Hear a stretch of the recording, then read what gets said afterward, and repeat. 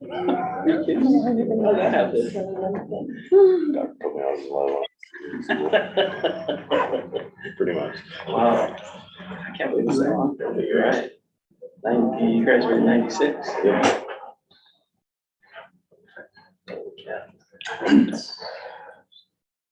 They don't tell these guys that, but we were one of the great athletes in San Juan County. They won't believe it. Yeah. He used to hobble around. All state punter right there. Really? Because he punted 900 times that winter. That's true. I got really good at kicking the football. I hiked it to him and he kicked it. I only could kick it. I only hiked it every 7 days. It was agile back in those days. I could get it done. That's true. You could jump back then. All right, we're gonna go ahead and call to order this meeting of the Grand County Budget Advisory Board today, October 12th, 2023. It's 2:00 p.m. Those present right now are Budget Advisory Board members, myself, the chair, Gabriel Wojcik. We have Quinn Hall, Renee Baker, Commissioners Kevin Walker and Bill Winfield. Let's see, Shaylee Bryant is currently on in attendance virtually. And right now, Treasurer Chris Kaufman is not present. We hope to see him join us soon. First order of business is approval of minutes. There were some draft minutes presented for last week's meeting. That's October 5th, 2023. I would entertain a motion to approve those minutes unless there are any edits or revisions. I do have one small edit. The title, the first title is, you want to? Okay, then I'll make a motion to approve as written. And I spelled Matt Tinasaris' name wrong, also incorrect. Cool. Look at you go. All right, then I'll make a motion to approve. Thanks for your attention to that. I got a motion by Baker. Do I have a second? I second it. Second by Bryant. All those in favor, raise your hand or say aye. Looks like that motion passes 6-0. Thank you all.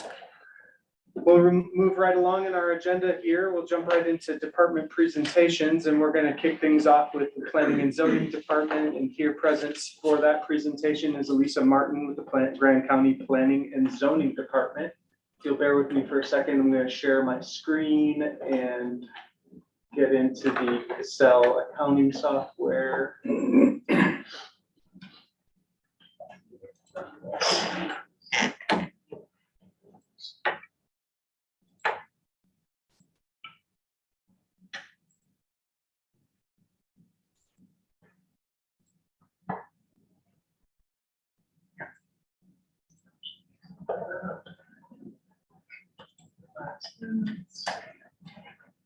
Okay, I'm just gonna zoom in a little bit here.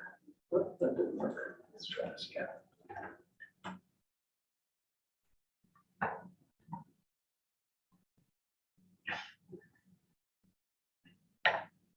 Oh, there you go.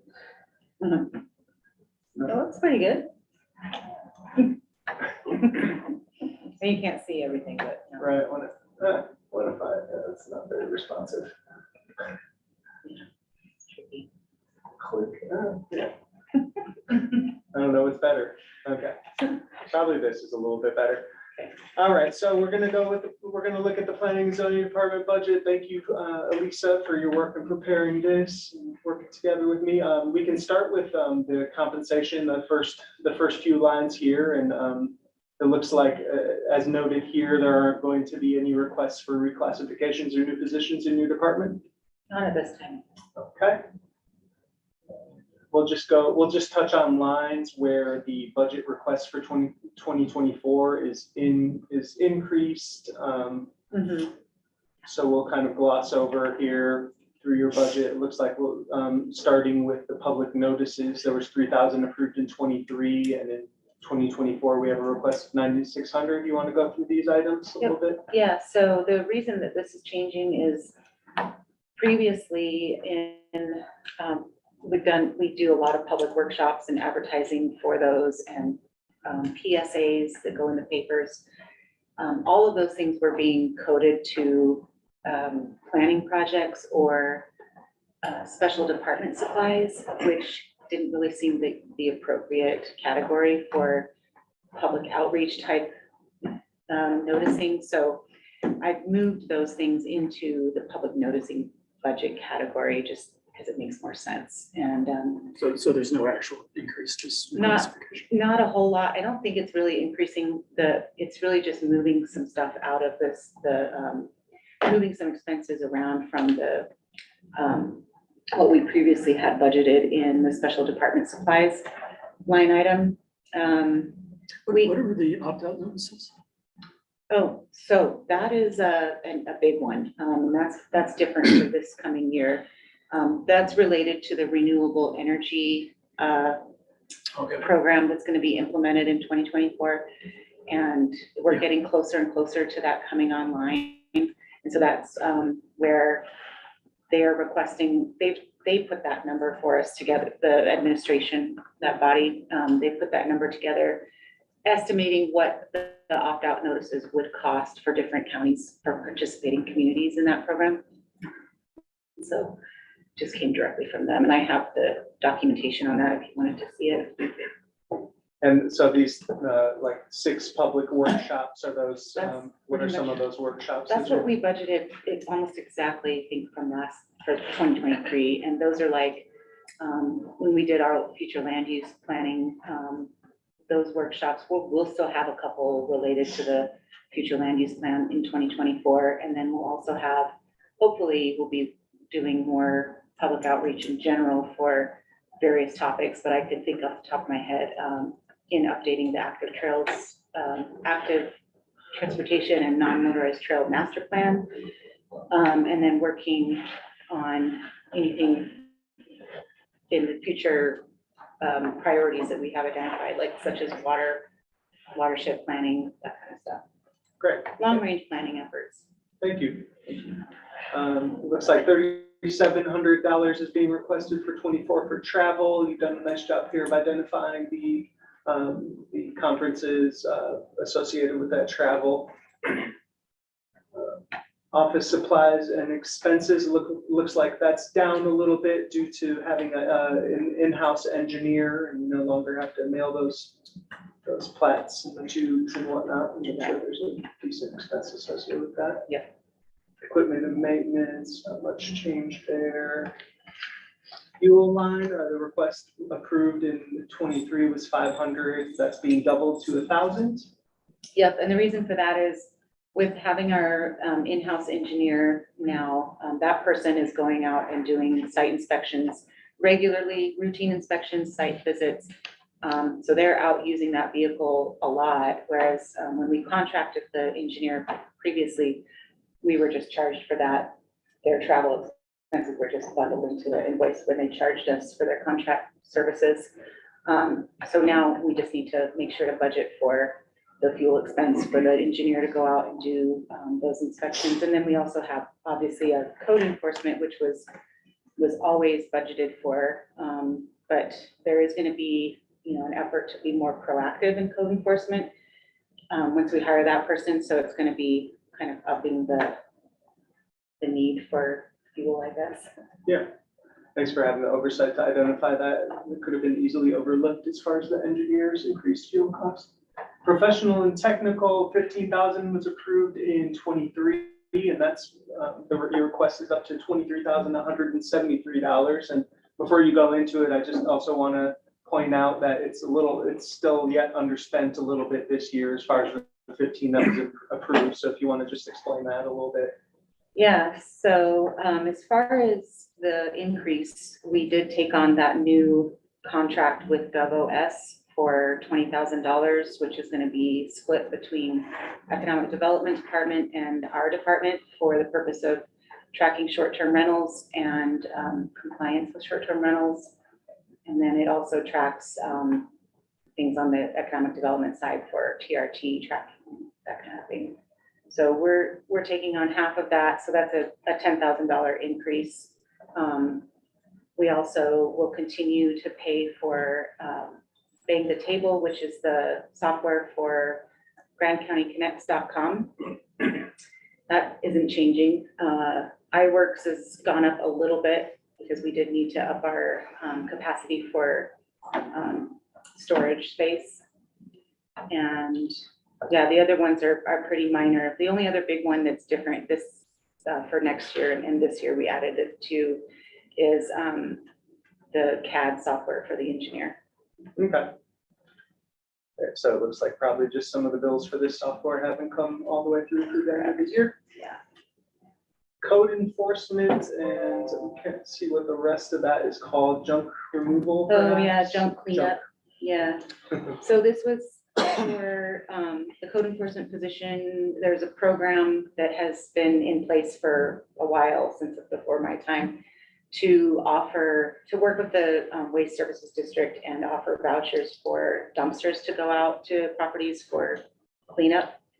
And Josh administered that program during his time with us, and he did good. We were getting some traction with it. Right as he was leaving, there was kind of starting to become some more interest in that program. So we're hoping to really increase the public awareness about this program and see if we can get more property owners to voluntarily opt in to have dumpsters to go delivered to their property and do the cleanup. Thompson has Thompson, for sure. requested that they receive some more if they're available. Yeah, and we were kind of thinking that the replat would almost help to figure some of that out too, because a lot of the junk people are claiming is not on their property, it's not theirs, or, you know, because the property lines are all messed up. So we were kind of thinking maybe if we could get the replat done, then that would maybe spur on the cleanup process. Right. Yeah. Let's see, for planning projects, you have 80,000 approved for 2023.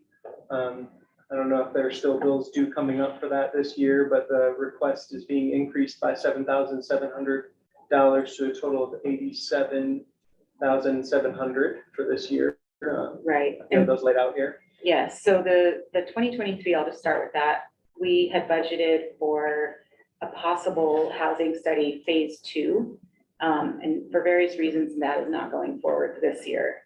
We're not sure if it's going to be moving forward even next year. I think the main priority at this point is to really focus on finalizing the future land use plan and the land use chapter of the general plan, getting the general plan to a state that is actually usable and functional. So that was the reason I'm budgeting again for $80,000 towards consulting services to help with the general plan land use element update and various other components of the general plan to be kind of a cohesive document. And then, let's see. Does the 80,000 represent something of an informal bid or quote that was offered by a contractor, or We is that haven't just kind of Put it out for any kind of estimated, you know, any bids or anything like that yet, but I'm working on the RFP now. So I was actually hoping to get the RFP published and out there this month. And I did set aside 20,000 in my 2023 budget for this effort, but then we realized it's going to be a lot more involved. So the next year's budget is going to hopefully capture that.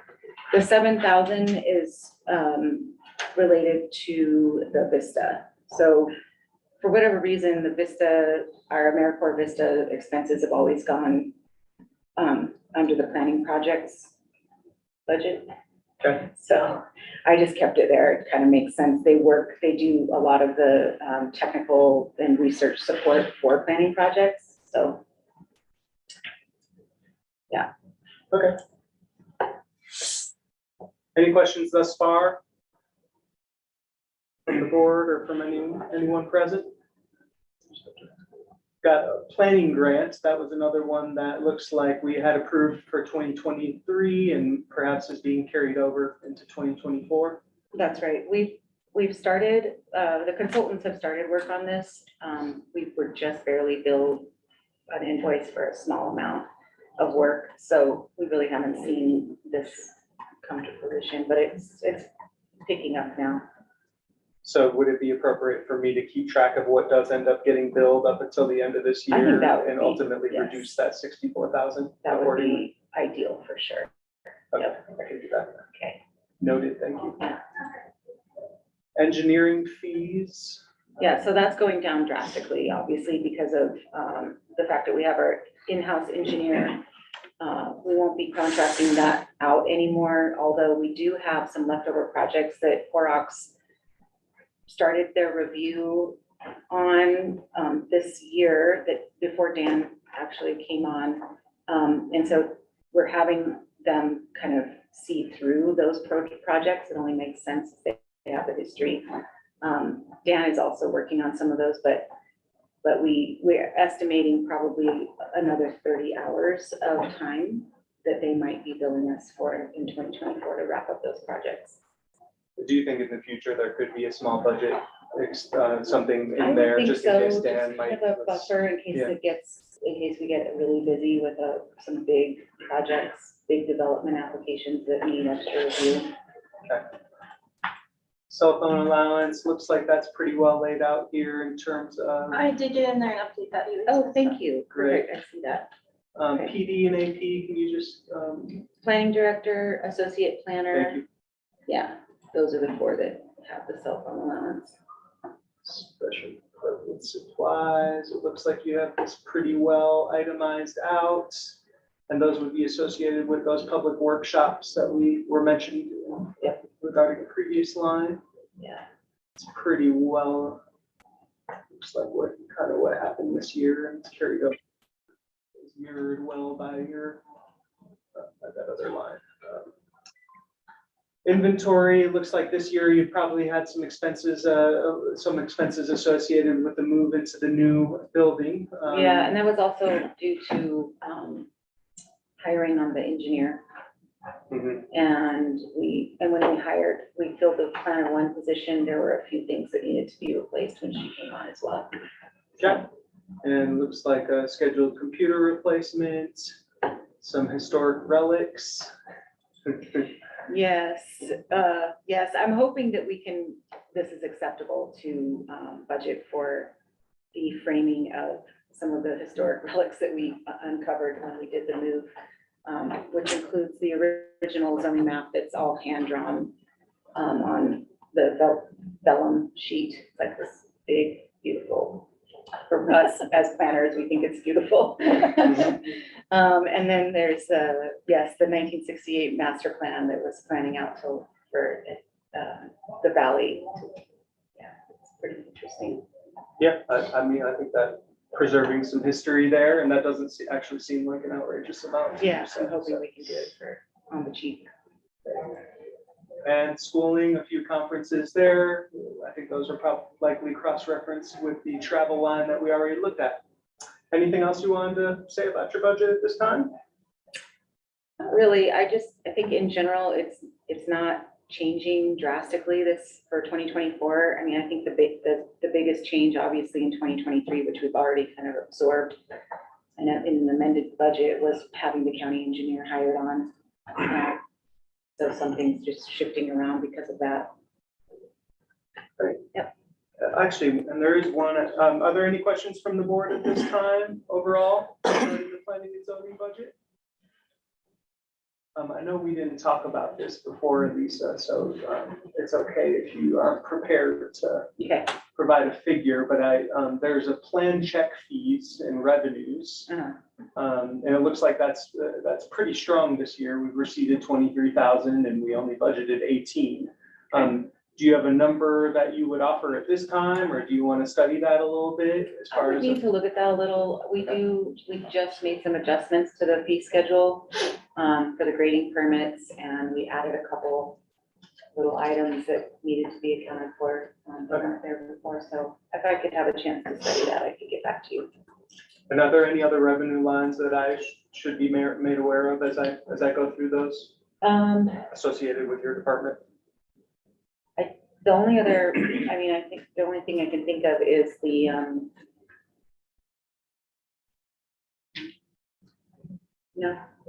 grant. I don't know if that counts though, because it's a reimbursement grant, so. Yeah, that'll definitely go somewhere in revenue. We'll talk about, Okay. we'll follow The up. vote, the town vote. grant. Right. Yeah. Right. I'm not sure if that went into a more general miscellaneous or expense reimbursement line. Okay. I'll have to circle back to that. I do want to note that Treasurer Chris Kaufman, also a member of the Budget Advisory Board, is now present virtually. If there aren't any other questions for Lisa, we'll move on to our next department presentation. Thank you. Thank you. All right. So here we have with us is Laurette Yordi Eastwood, Director of the Grand Center. Yordi, we have two different account categories in the general fund associated with the Grand Center, which is the budget that we're going to be looking at. We have one that's titled Senior Citizens and one that's titled Community Center. Can you briefly explain why we break it up like that? The senior center is part of the nutrition program for the aging services. And so that's separate from the actual community where we rent and stuff like that. So we keep track of this because aging services keeps track of it. So twice a year, I send them how much our expenditures is but it is kept track of by us and by aging services out of Price, which is Southeastern Utah Association of Local Governments. The community center is the community center. It's where we rent and things like that. Thank you for that. I think we'll just start with the senior citizens budget. Let me zoom in here. Try to get this right, Susie. I think that'll work. Let's see, any new positions or reclassifications proposed for 24? I think we're hoping, we just hired a new bus driver, and we're hoping to implement more programs for the seniors. So we're hoping to take her full-time, because she can help with some of the classes and stuff like that we're planning on doing this year. It looks like we're including a little overtime in there in the budget, which typically we haven't done in the past. No, but if you're going on overnight trips, sometimes overtime gets in there. We did a 7-day trip to South Dakota. And so my coworker got some overtime for that. Okay. It looks like you're planning a couple of mailers for the coming year. So there's 1,800 requested in public notices. Do you want to just explain that a little bit? It's something that Council on Aging decided that might be good is, okay, we admired the weed boards, you know, little mailer, little postcard. And we thought it was something that we could do to let people know what the senior center is actually does. We're trying to attract younger, more active seniors. And we thought this would be a way. And if we do it twice a year, not, because we do a newsletter every month, but we don't want to mail that, that's expensive. So we thought if we just did one every 2 months, do a postcard and kind of twice a year. Twice a year. So Yeah. just something we thought it we're attracting more people. Right, and I'm just gonna jump forward here just to make sure I didn't make an error in entry. I did notice down here, and I didn't get a chance to follow up on you. There's a 1,200 down in miscellaneous services associated with info card mailer. Is that a different thing? No, I think we decided that maybe it wasn't a public notice and maybe it was, so, Okay. I'm gonna leave it in public notices, and I'm glad Okay. I asked, because we don't need to have that there. 0. Sorry, everyone. Okay. Travel, looks like there's some conferences that are you increasing your participation in conferences with the increase to 2,000 for your 24 requests in travel? we've always done the Ombudsman Conference and they're bringing it back this year. They haven't done it, they've done it online since COVID, but they're bringing it back on the Grand County Ombudsman, long-term care Ombudsman. And that's somebody that advocates for the residents in the senior center. And they do a conference every year. I decided that I would be more informed of what's going up if I do the Older Americas Act training. Verlene hadn't done it the last few years, but because I'm new to the position, I just thought it would be important to go up there, see what's new, do some networking and stuff like that. So, and then senior trips, we do a senior overnight trip probably once or twice a year, where they go to a play or This year, we also did a training in Salt Lake, though the training was free. It was for Tai Chi for, and I might get into a depth. Okay, it was Tai Chi for seniors for arthritis and balance. And Chris and I both went up. It's what they call an evidence-based program, which is something that Aging Services keeps track of. They like us to do evidence-based. So we charge for the trip up there, but we weren't charged for the actual training. Thank you for that. So, it looks like we have a number of lines that were associated mainly with operations and maintenance that haven't increased, and in fact, some have decreased.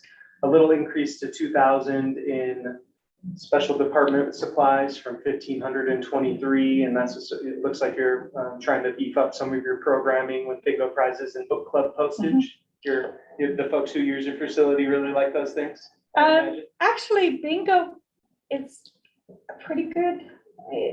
We do it every month, no, every week, and it's pretty good attended. The book club we do once a month. That's something new that we've done. And we get the books from the Utah Salt Lake City Library. They have a book club that they send them out. So they'll send 14 or 15 of them out of the same book. But depending on who actually mails it, we pay about $8 to mail them back. Unless Chris does it, and they don't charge her. I don't know why. I can show you the receipts. Do you know why in school training, we approved 2,000 for 23 and we're requesting 2,000 again for 24, but it doesn't really look like we, at least recently, spent that much? Can you give some background there? Yes. We did training this year. I did a training for an evidence-based class that was online. We did CPR training. We did some other trainings, food handlers. But I talked Aging Services into paying for all those trainings because they were necessary to run the center, to run the nutrition part of the program. We needed to be CPR qualified so that, yeah, you could ride bus, you could do some of these trainings. So it was something they required, so they paid for it. So we didn't pay them and get reimbursed, they kind of paid out ahead, and that's why it's not showing up. That's why it's not, yeah. Okay, I just sent the bill directly to them, okay. So do we still need a budget in here for that, just in case, or? just in case. Hmm, I mean, they have, okay. These are pretty essential certifications for the business that you do, so I don't you want know, because I don't want to. most everybody in the center has to have food handlers permit because we all handle food.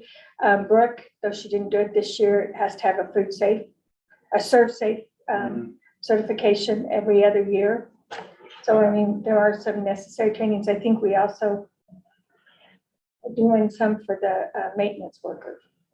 And then, so it looks like we budget an expense line here that goes back to the Southeastern Utah Association of Local Governments. And it looks like in 23, that was elevated considerably from our historic level of contribution. Is that right? And why do we make that contribution back? I really know this. The contribution went up. COVID paid for a lot of your foods, they got COVID funding that paid for the cooks and stuff like that. Also in 2021, our cooks had quit. So we fed 200 people twice a day in home delivered meals with just 2 cooks and 2 delivery people.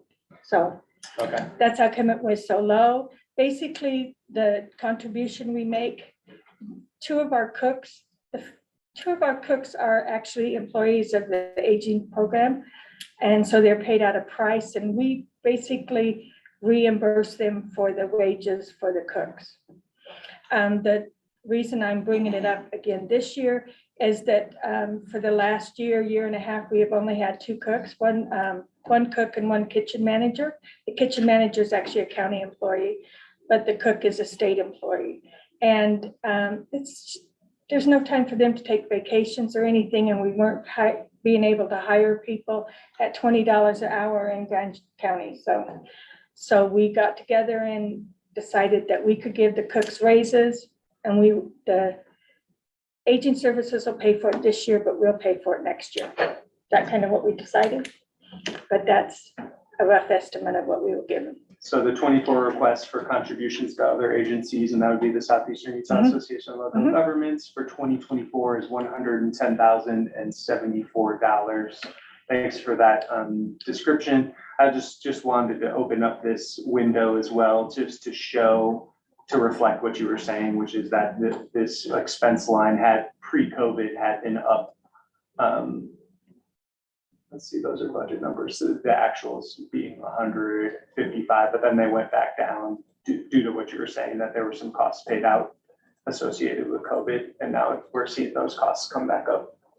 So thanks for explaining that. We'll jump, any other questions before we go to the other side of Yordi's budget? Any questions from the board? Are we gonna look at the revenue? Yeah. eventually? I hope, yeah. I hope And then so. I guess I had a question, at the very last line, it says contributions to other agencies, but it sounded like you were talking about revenue from other agencies. No, we actually don't, we actually pay aging services Okay. for our cooks. So Specifically for just the cooks, the cook's wage. yes, they reimburse us for fuel. For the lease payments on the vehicles. The Southeastern Utah reimburses us for that. And they also pay me for ombudsman and to do SHIP, which is your state insurance program, state health insurance program for seniors. So they do send money twice a year for that. But yes, that is actually what we send Okay, to but them. then we send them money to pay the cook's wages. Pardon? But excuse me, we send them money to pay the cook's wages. So there's money going both directions. Yes. She said the other day that it'd be nice if we actually knew what the people that wrote it meant at the time, that, you know, it's been in place for 30 years and those people are no longer here, so we're all kind of learning it. But they have to have somebody, they have to have one of our employees with them, or to basically to pay our bills for the nutrition center. So they pay all of our food costs and fuel costs and things like that. AOG does, or the Association of the Local Government. They pay that, and then we pay the cooks. Okay. Would it be better if we did other ways? So for the community center side of your budget, looks like there aren't any major changes. I will just highlight a few. It looks like we had approved 16,023 for building and grounds maintenance. We're not really at that level as far as actuals go. I'm not sure if you still something that you need, you still have to pay for it there. But included in this budget is 8,500 for wood refinishing. I think that's associated with that. It's something in the exterior of the Yes. building. But did you want to talk about, as far as this year goes, if you're still planning on expending the approved 16,000? Yes. Well, I don't know. If they're busy, we've approved a new estimate for the resurfacing, for the staining of the wood. It's getting a little old, and they were going to restain it, but we approved the estimate, but they're trying to fit us in, but they're not sure they can fit us in before the beginning of next year. So that's it. The bid, I think, was 85. I have it. And then I'd like to resurface the back parking lot. And I talked to the county, and he will, to Bill Jackson, the road department, and they will do the work on it. And then we'd have to pay for the road base to put it down. It's getting a little rutted back there. And like at night, when you have an event or something and people are walking, there's no lighting back there. So it's become kind of a safety issue. You know, we try and, like our Christmas party, we'll try to walk people out to make sure everybody gets out there. We can turn on the lights on the pavilion, but we usually don't allow other people that access. So, but it has become kind of a liability. So I'll look to add that into to this 8,500 on this line, and this 8,500 is being included here in the request because it doesn't look like, you're not hopeful that it will get done. I'm not, Sean didn't think he was not hopeful it'd get done. Okay. And then just to point out here too, you have some teleconference equipment that you had approved and included in the budget of mid-year budget amendment, and you're still looking to sort of get that equipment this year, leaving us free in I hope we're 2024. getting some of it this year. What was the question? What was it? Am I getting any teleconference equipment this year? I'll buy whatever you want, but how much do we have? He just approved 7,500. I thought it was 15%. I did too. But, Because we were gonna replace the projector in there. We're gonna buy an owl, we're gonna put a thing on the TV, computer. basically what we're trying to do is bring the Grand Center into this century. And because we weren't set up to do video conferencing or Zoom meetings or any of that. So we're trying to get a little accessibility for people that come in for meetings, for the park service, for, there's a lot of people that actually meet there that need more equipment and more accessibility. COVID brought in Zoom meetings, which we weren't set up for.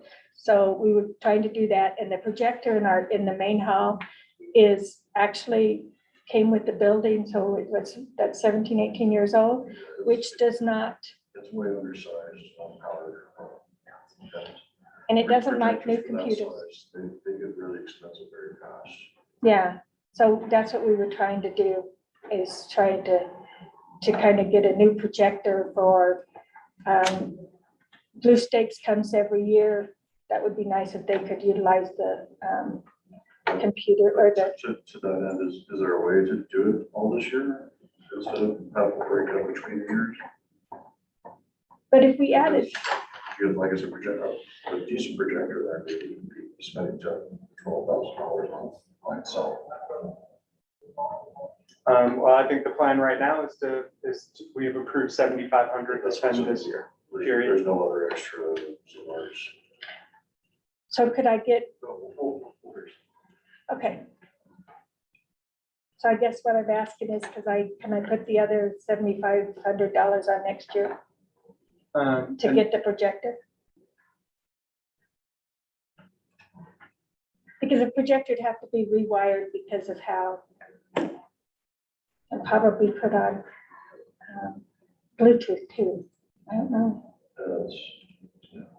Not quite for you, but it does need some wiring work. Yeah,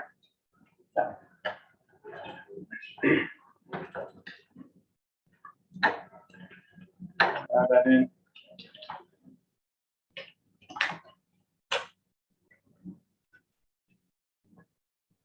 Jordy, I'm looking for the revenue line for reimbursements that come in from SUALG. I don't know where it comes in. And I didn't Okay. come prepared to display that.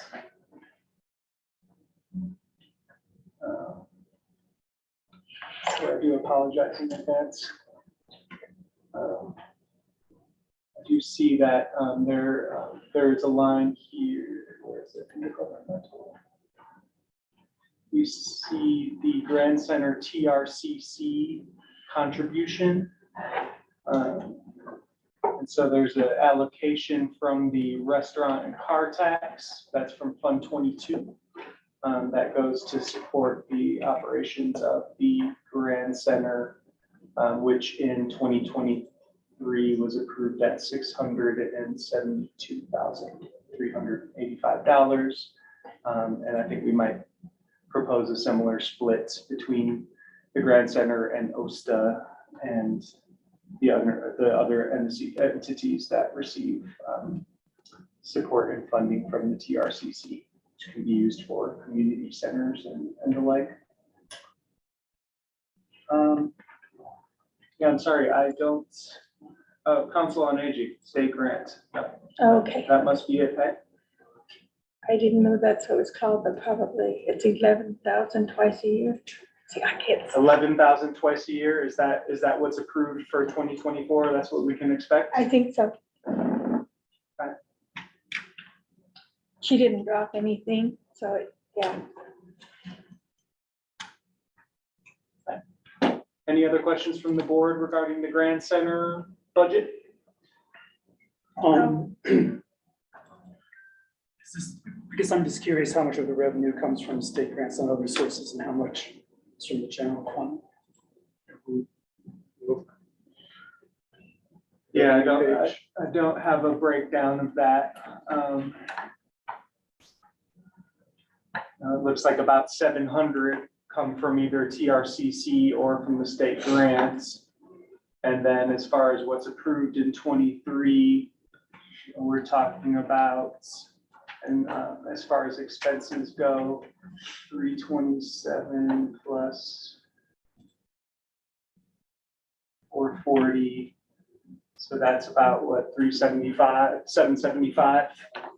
So it would appear to me after a quick calculation that about 75 comes out of the general fund to fill out Grand Center based on the math that I just did in my head. Okay, but there's a substantial chunk of TRCC. Yes. For that, plus some state grants. And how much did you say the state grant was? It looks like we've only received it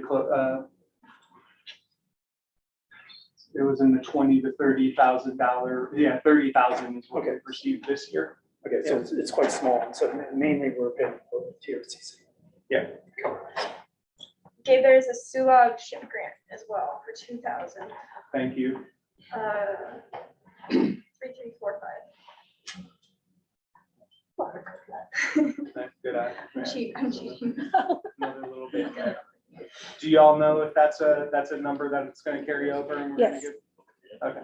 And the ombudsman will carry over too. I don't know where it is on there. Jordy, who's your contact at SCU, With, ALG? Shauna Horrocks is over the, aging services for up there. And yeah, Kim did the fiscal, but, so I usually email them, but Shauna's over aging services. Okay, thank you. Any other questions from the board? Or from anyone present? Okay. Thanks so much, Jordy. Appreciate your time. Thank you. Thank you, guys. Next up in department presentations, we've got kind of several departments wrapped into one, all associated with the Grand County Sheriff's Office. That would include the budget associated with the Sheriff's Office itself, the jail, dispatch, emergency management, and search and rescue. The sheriff and his chief deputy just stepped out, so maybe we can start with emergency management. Emergency Start with management. emergency management. That's the most complicated one for me. So we have Cora Phillips here, the emergency manager, county emergency manager.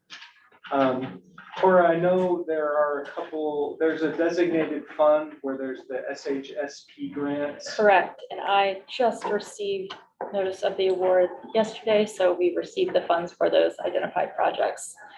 And I have that printed out for you, and that total is, And this is a line in Fund 25 miscellaneous grants. It's titled WMD grant. But it actually, do you know why it's called WMD grant? Mass destruction.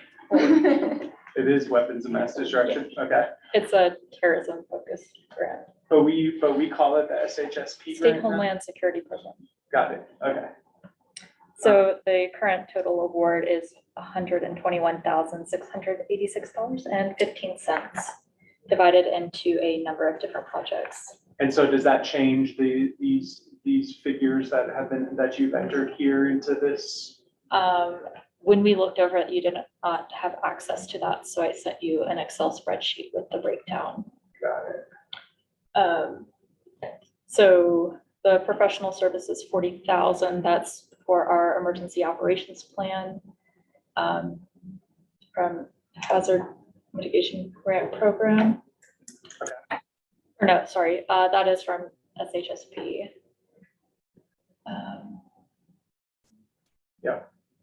Okay, you want to just keep going down here and explaining what these expenses? and Yeah, I have this- not seen this, so, but I can go over revenue that I have. Okay.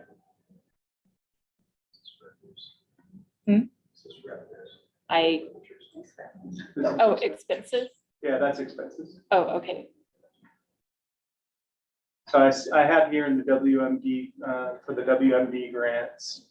Oh, okay, so, I put 352,891 in this line because that balances out the expenses. You know, we have to budget for that Right. number to equal the amount in under expenses for the WMD yeah, grants. and the award is, once awarded, it's good for 3 years to implement those projects, so you have multiple years combined into it. So, Okay, as far as planning to utilize those funds next year, the emergency operations plan at 40,000, and then, and so these expenses totaling 352,891 that I have included here is for a 3-year correct, window. yes. But we typically budget for that whole 3 years every year and reduce it as we spend it down. So there are overlapping years, so like 2021 and 2022 and 2023 will overlap at some point. Okay. And so am I doing this right as far as including all of these expenses for the whole 3-year window on revenue side and the expense side? I'll have to get back to you and verify that. Okay, great. Are there any other aspects of these figures or that you wanted to speak on? Because the titles for the lines are fairly vague. These are, it's broken down in the grant narrative, I'm assuming that you have, or, Yeah, so there, it looks like you have the different projects broken down out, and yeah, I have a spreadsheet of that information that we can clean that up to make it more clear. okay.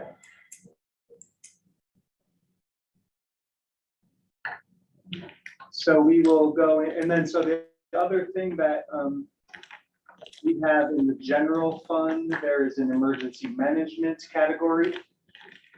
And then there's also a fund associated with 911 emergency funds that I think has some association with your department or not? No, No, that's it does just dispatch. Thank you for clarifying. All right, so we'll go to 4255 in the general fund, that's emergency management. I can touch on the confusion with the 911 fund really quick. When we had Jen Swenson in filling in for the emergency management role, we did have a split for the 911 fund and for her salary in the emergency management general fund account. When Core came on, I accidentally kept the same split, so we'll clean that up, but it is all emergency management into the general fund account for salaries and benefits. So are there any proposed changes to compensation in this department? I can touch on that too. So there is a proposal, the emergency manager generally has been at the same level as other supervisory staff within the sheriff's office. 2 years ago, we did a 2-grade increase for all positions. And again, that position wasn't filled at that time. So we are proposing with the market data that it would go up 2 grades from a grade 13 to a grade 15 to put her at the same level as all of the other supervisory roles within the sheriff's office. Okay. And that proposed action, along with any other similar ones across the county, will be proposed in a consolidated fashion for the commission's consideration. And one more thing, when they don't have an on-call line in the budget, it adds it into the benefits, and sometimes it's adding it into the salaries, but it's that 1,500 for the on-call is in there. It's just not showing up on a broken out line. And so Corey, you've got a number of lines here with some new requests, including subscriptions and memberships from 520 approved in 23 to 2024. Public notices up from 0 to 6,000. Correct. And travel from 2,000 up to 10,040. Office supplies and expenses from 2,500 to 4,000.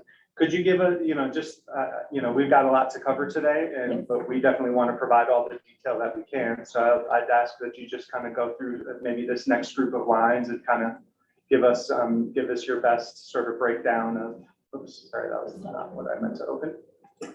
Give us your best breakdown, starting with subscriptions and memberships as far as the justification, please. Do you mind clicking the worksheet for me? Yeah. There isn't one for subscriptions and memberships, just this. So just this- UEMA is the Utah Emergency Management Association. So Thank you you. better know. Yep. And then International Association of Emergency Managers. And then the precipitation stations, there's a, and so those are to better collect data to predict the impact of storms in our area. Right now, there's very limited data, if none at all. So the subscription would mostly cover the precipitation monitoring stations that I intend to place around the Mill Creek drainage. And that's just for reference, because it'll come up later in discussions. That's a rudimentary system until we can implement a more comprehensive flood warning real-time system that will monitor flow in the stream, or creek, sorry. We didn't have a budget for public notices. I believe there's a need for public engagement. This past year, we did a postcard mailer with encouraging individuals to subscribe to our alert system. I'd like to do that again and continue that within the community, as well as other public messages, needs. Print media, either Moab Happenings or the Advertiser, whichever makes sense depending on the information to share. And then social media post boosting, that's been really effective for the eclipse preparedness activities. And I'd like to continue doing that, obviously not for the eclipse, but for other information that we want to share within the community. My Facebook page is very new, new, and encouraging individuals to follow that page to get information quickly and efficiently to the public. Okay, we have pretty extensive travel budget requested of 10,040 for 24. You want to get into that? Yes, so I am required to become a certified emergency manager. There's a slew of trainings that are required. It'll take me 5 to 10 years to complete. So as part of that, I budgeted for 3 trainings at state level, trainings that have to be done within the state, usually in the Salt Lake area. So those are those 3-week-long trainings. Utah Emergency Management Association Conference, that'll be in May of next year, 2 days plus travel. They're intending to do a local emergency planning committee conference, 1 day with travel. The URCC Utah Regional Coordination Council meetings, those are usually tied in with some of those above meetings. Typically, there was only one this past year that was separate from those conferences. So I budgeted for 1 day. And just so there's no confusion, there's not a total associated with these, but Cora just It comes did a nice later. job giving description of what conferences and trainings that she needs to attend, and the cost associated with this list on the top half is below in terms of flight, rental, hotel, per diem. Thanks for that level of detail. See, office expense supplies, it looks like there's a little, there's an increase from 2,500 to 4,000. Yes, so I cover the printer for the offices within the jail and mine. So that is the monthly fee plus, there's currently limited cell coverage, but that might be changed if I relocate. Okay. So should this be 2,500 still, or are we budgeting here for 2,500 plus 1,500 to? You should probably just keep it because you don't know how the service is going to be in your next. Correct. Equipment maintenance, we'll go down to the other changes. Communication tower expense, it looks like, I'm not sure if in the That past was- there was some. or- So that was included in the equipment maintenance, but we broke that out. So it was specifically designated to communication towers.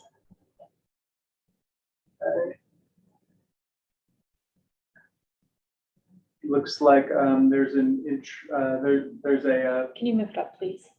I'm sorry? I can't see past If you you. scroll it up, it'll allow her to look over the top of Thank James. you. Yeah, I'll just move.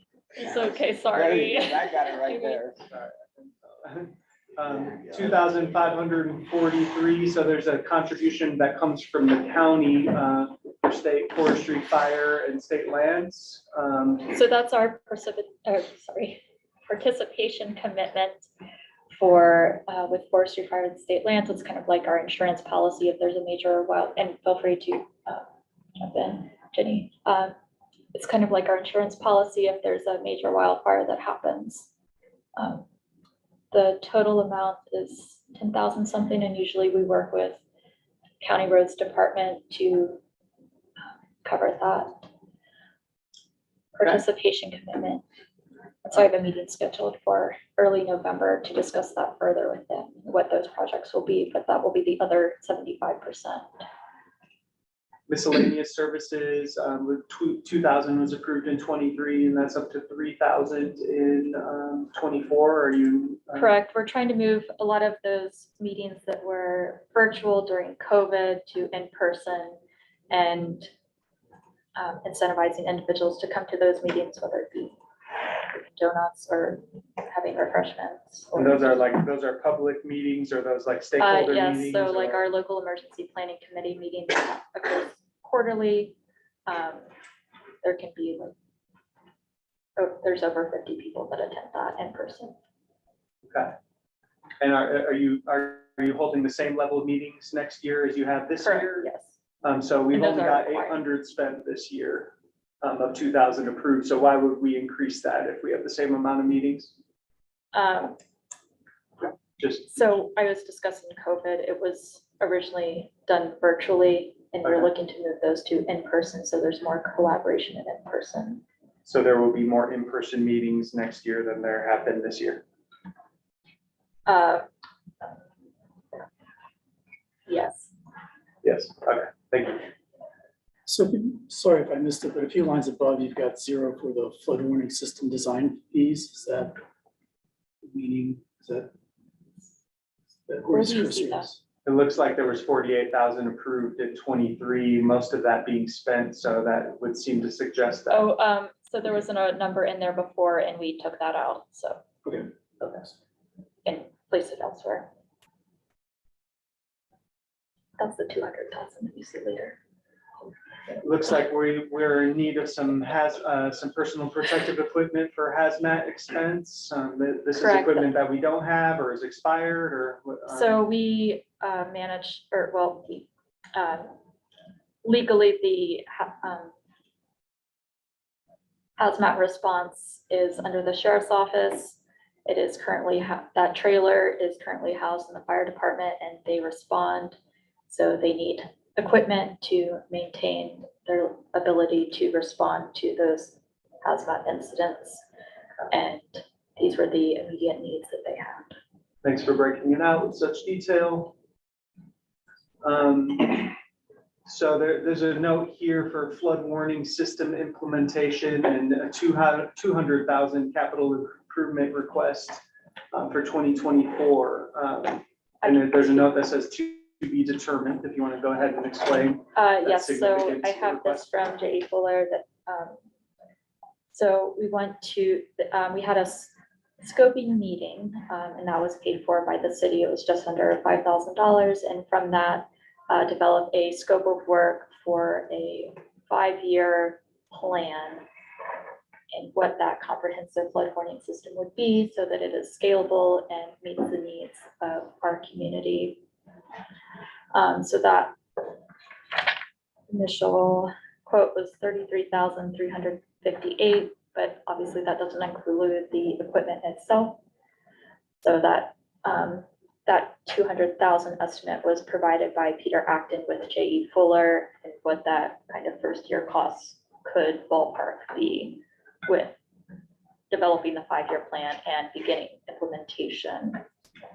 And how much of that is expected to be offset by grants? So in fact, funding? I just sent an email for that. The hope is that this year we could use hazard mitigation grant program funds that are left over from the state. Also working with the city, we have an MOU with them so that it is a partnership of, in the planning process and financially for moving forward. With part of my responsibility is to look for those grants. And in my discussions with the state, it was the hazard mitigation grant program. And how are we splitting costs with the cities? And It's to be determined as the amounts and everything, and how much grant funding I'm able to receive for the project. And you would be negotiating that with the city, so to speak, And I on have- percentage? Are there any preliminary ideas on what that would be? Carly suggested 50-50. It looks like you have 2,500 in a request for inventory for a portable projector and screen and a pop tent. Do you have sort of meetings or events that you hold that are out in the? Yes, Out in the field. historically, I have been borrowing the projector and screen from Grand County Library. But I'd like to have something that I can have readily available. And schooling, that's associated, let's see, With the- you went over a lot of the trainings and things associated with your increased travel line. And I would And assume the registrations for trainings is associated with the increase from 2,000 to 5,000 in schooling. and providing classes for local stakeholders, like this past year, providing the 300 level course for Sheriff's Office, Search and Rescue, Fire Department, Work Service.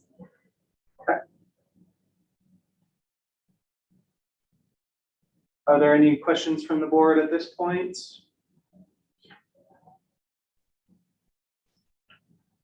Regarding the emergency management budget, are there any other accounts or lines that you wanted to draw attention to in regards to your budget, Cora? I guess for my salary and benefits, we have the emergency management performance grant that funds a lot of, or well, some of that.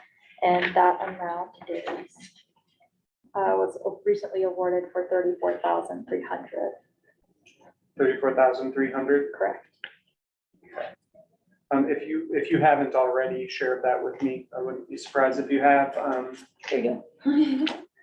I'm not exactly sure where, I'm not gonna punch that in because I'm not 100% sure what, where I would put Job that. recently signed it. Okay. I don't want to waste everyone's time watching me look for where to put it at the moment, so we won't stop there. Is that it? Any questions from the board right now? Thanks, Cora. You're welcome, thank you. Where should we go next in Good job, Cora. share? Dispatch Dispatch, okay? goes smallest to the biggest. And so we just have a new category here for dispatch that's kind of broken, it's been broken out because previously we encompassed dispatch in the jails budget, is that correct, Shan? Yes. Okay, and right now we just have the compensation figures associated with dispatch included in this new 4214. Okay, are there any new positions or reclassifications associated with these figures? Renee, do you want to speak to that? Yeah, so there is a request for 2 additional dispatchers, incoming entry-level dispatchers, to offer more coverage. Currently, some of our dispatchers have to staff the control side and the dispatch side by themselves, or The call volumes increased, and Jenny can speak a lot to this. I didn't know we were talking about today. I thought we were talking about it in 26, but call volumes increased. UCA numbers suggest that we should have 10 dispatchers, currently we have 8. And so, yeah, that's why we have to request. We just need more staff. Needs to be staffed 24 hours a day with no less than 2 We should have dispatchers. 2 on, sometimes 3 on at all times.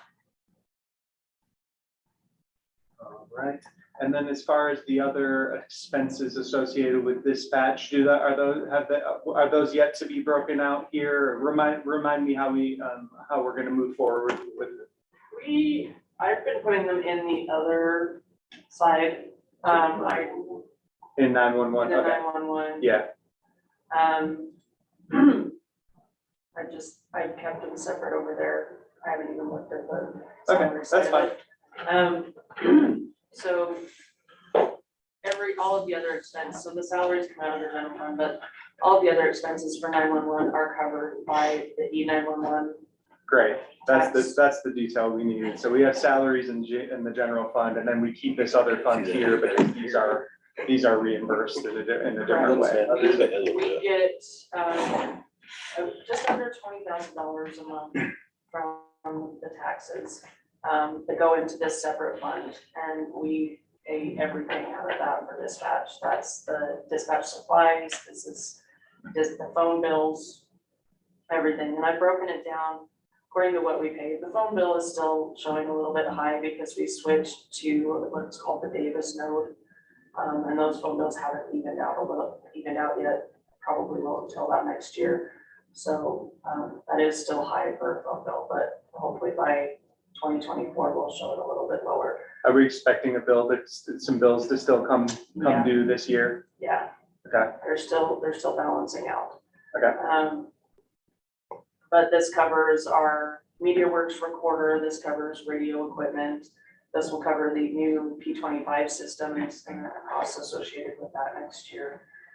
This will cover dispatch uniforms since we don't get a clothing allowance. This covers the dispatch inventory and any office supplies or anything we need, and it'll cover dispatch training.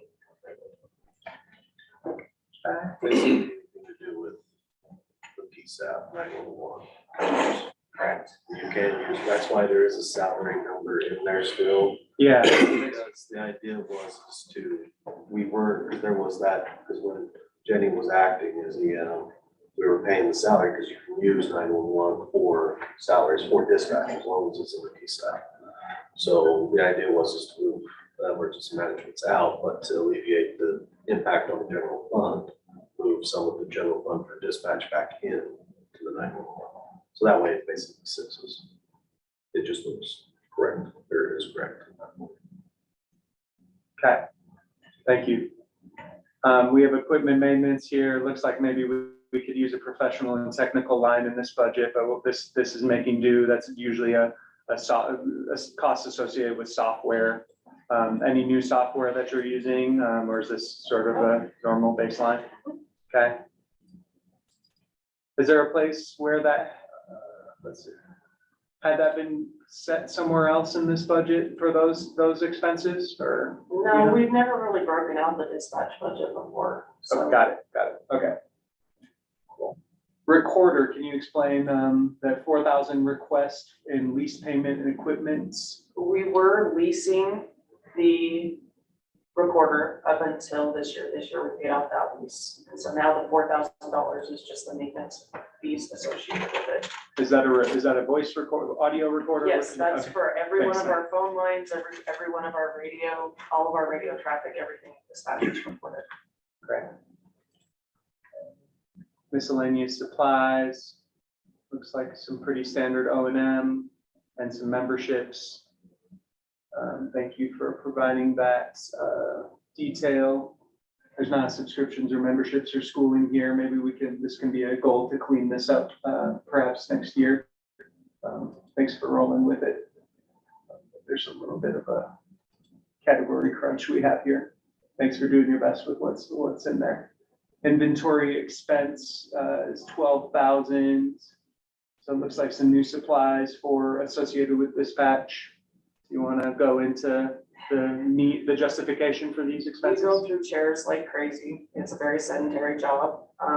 So I do try to provide them with ergonomically correct and the 24/7 chairs. We found a couple that work in there this year, so I'd like to replace a couple of the chairs. They have requested a yoga ball in there. It does look like there's 60 yoga balls. No, not 60 yoga balls. We could buy 60, it could be fun. No, so just one yoga ball. That 60 would be bad, using there. And then a couple of the new monitors for the screens in there.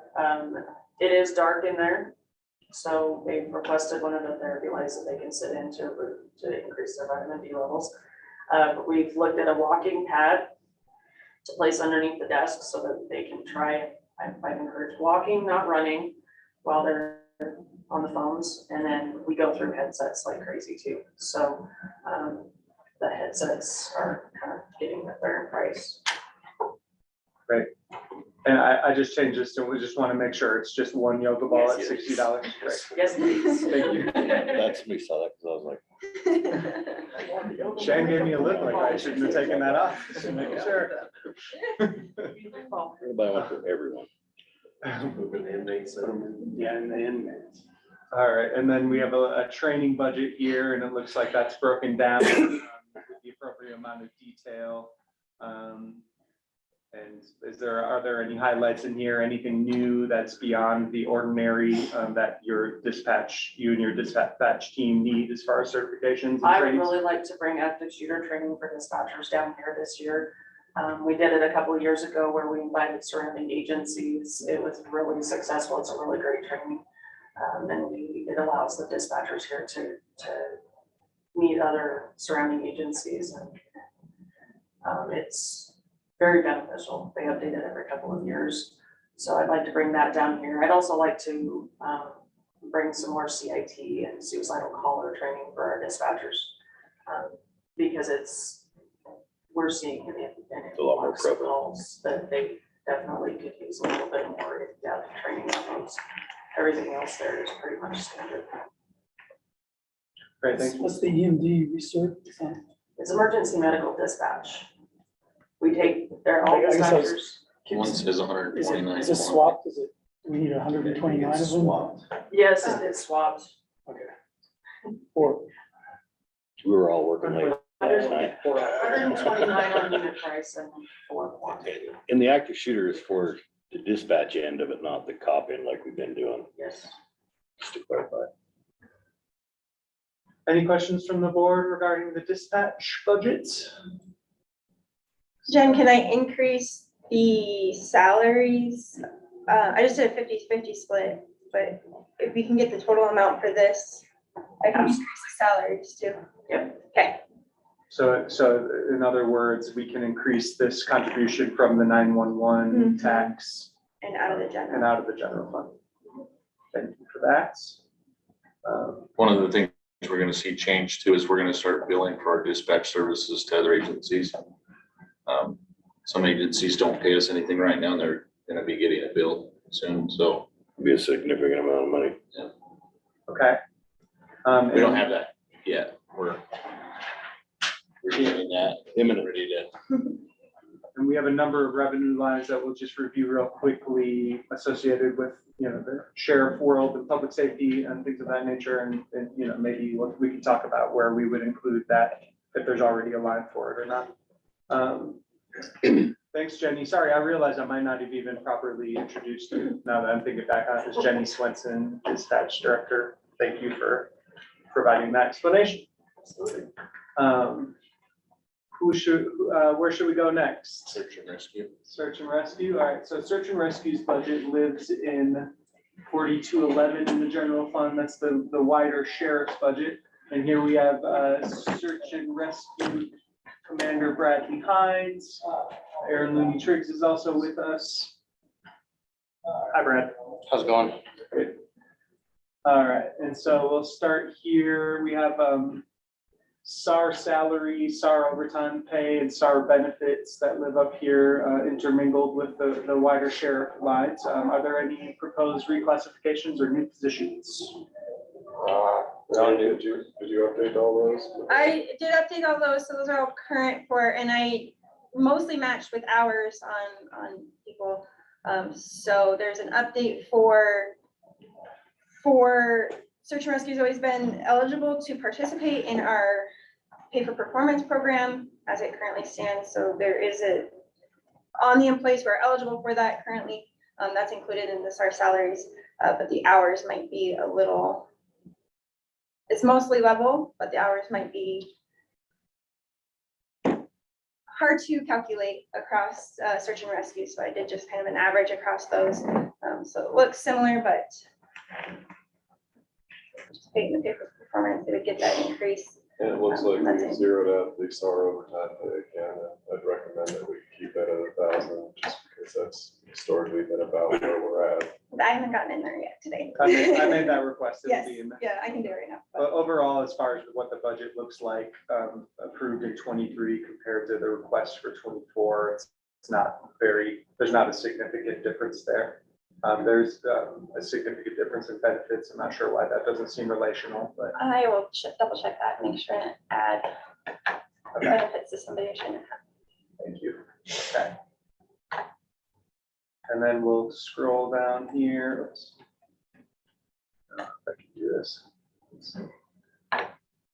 SAR lives down here. You can see where all this narrative lives here, and that's as far as search and rescue. There's a main sort of operations and maintenance line. That's 1042.11.920.001. And yeah, I guess Brad, I'll let you just sort of give a quick overview of this $50,000 request for O&M for search and rescue. Right, this is regular operating expense, it's most of our purchases. Let's see, it's broken into two categories for us, operating at 35,000 and maintenance and repairs at 15,000. Most of these expenses are reimbursed by the state search and rescue program. So, do you have an idea, like, is it usually a certain rough percentage? Is it 75% or is it closer to 90%? right now it's we're running about 100%, aren't we? Everything except for equipment. Equipment can vary a little bit. Last year they reimbursed like 90% of it. So yeah, you guys get most of this back, but this goes back into the general fund, so we've never been able to really track that as well as we'd like. Something for the future. And there was the 45,000 that was approved in 2023. There was a $5,000 increase in repairs from 11 to 16.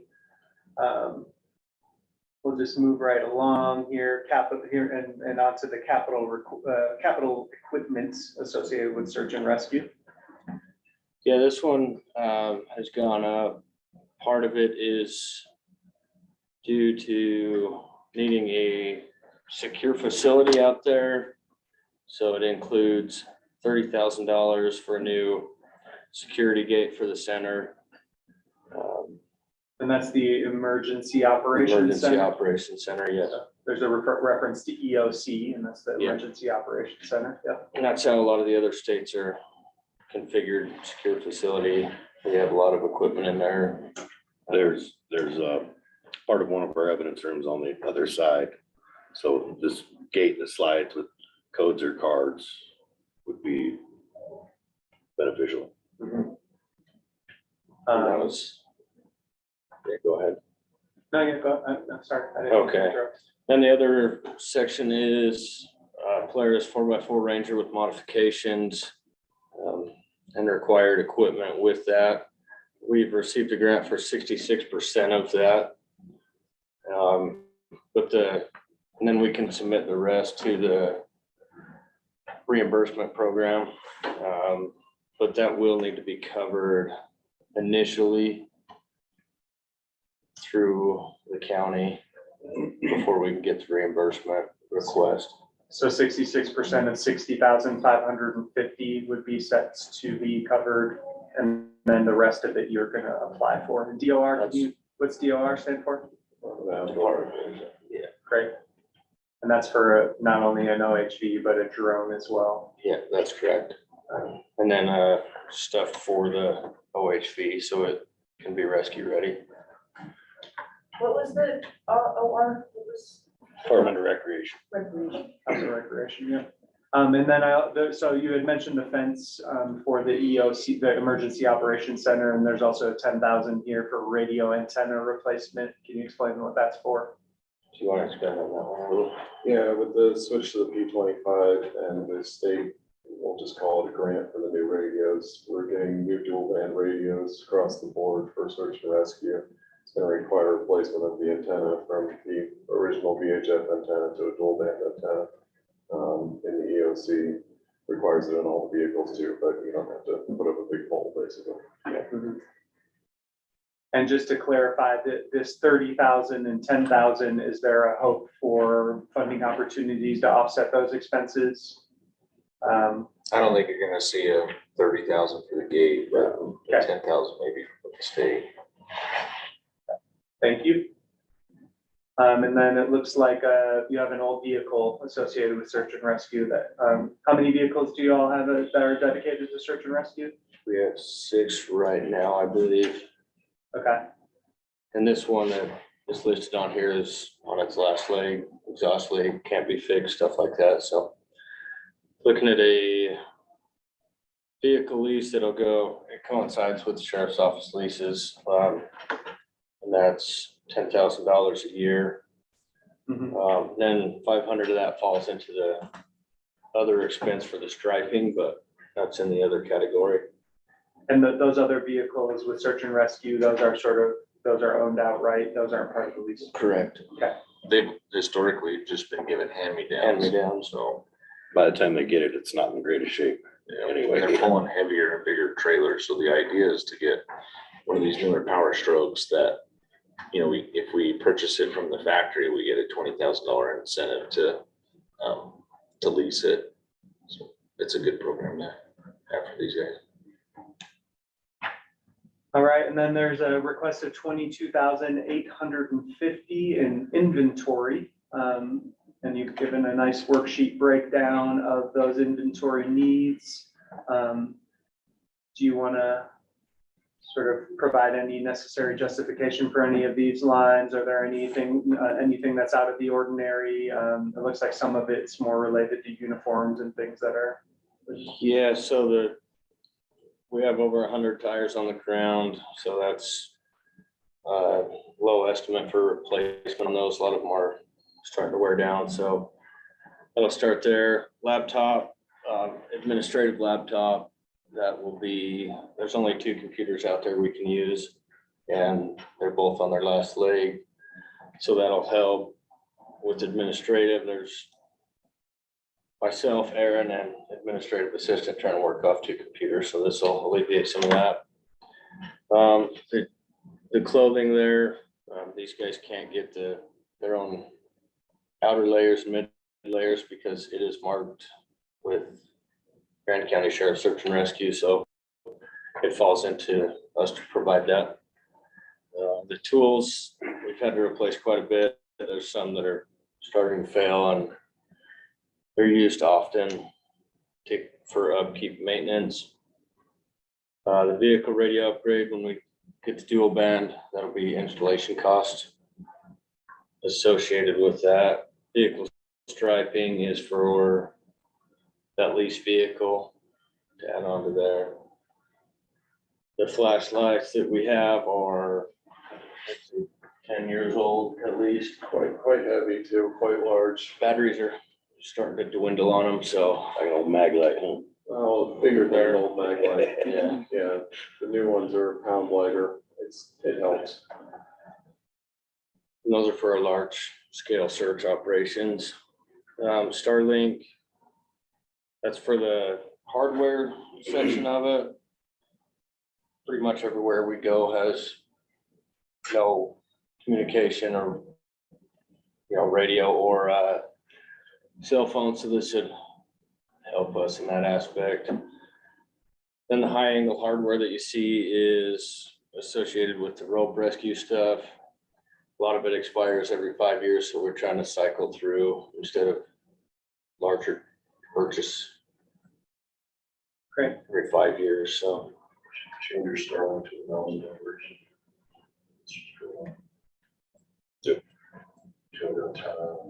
Assuming one case for too.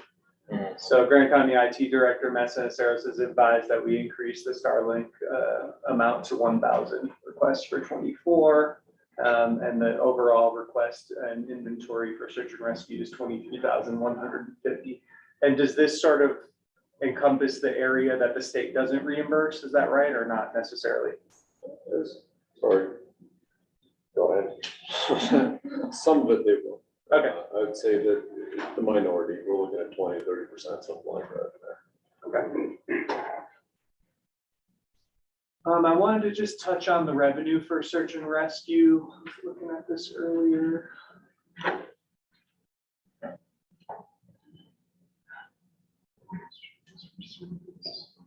So there's an expense reimbursement line that we've typically used for the BLM. No, that's for Sheriff's Office, sorry. Wrong one.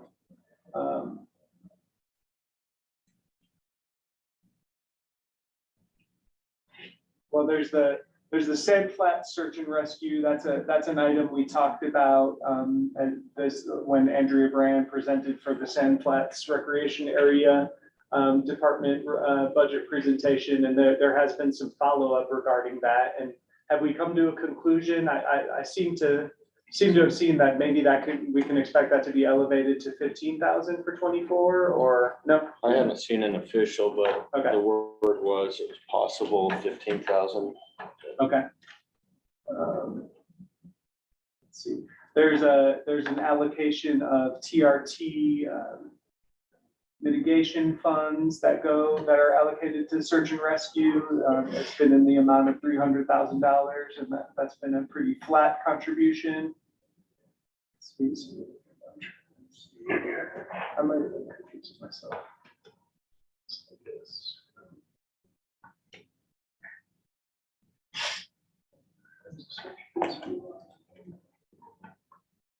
I might have been. So there were various grants and state reimbursements mentioned. Is that in one of your revenue spreadsheets somewhere? Is that what you're looking for? Yeah, that's what I'm looking for. I should have written it down so I could find it right off. Actually, I think it might have been in that last one. So I found the state one here, that we had 30,000 approved in 23 or expected to receive, projected to receive from the state. Is that a number that would be, you think, safe to carry over to a certain degree, or 30,000 seems like a good number there? I think that's in the ballpark. Yeah. Brad, do you agree with that? Okay. Did you say that you saw? I think so. In that last one, it was on the notes. Right there, Okay. UTV grant, 30,000. Okay. Yeah, so it seems like some of these expenses that you have in the DOR, for example, the DOR grants, I'll want to make sure to balance out at least 66% of that 60,550 in that miscellaneous revenue line that we just saw. Yeah. Great. Anything else that you wanted to cover with regards to your budget, or are there any questions right now that I can try to help answer? No, not that I know Yeah, I had some questions. So I was just trying to get an idea of the overall search and rescue budget, and then how much of that gets reimbursed from the state or other sources, and how much are we paying for with TRT mitigation or general fund. So it looked like the various line items added up to, for your proposed budget was up roughly $500,000. It's not. Just trying to. Yeah, 434,000 for this year roughly. And then includes the equipment things. Yeah. And I would just say that Brad's position is paid for by the BLM contract that we have as well. Okay, so that's not part of the SAR budget then? Well, is it?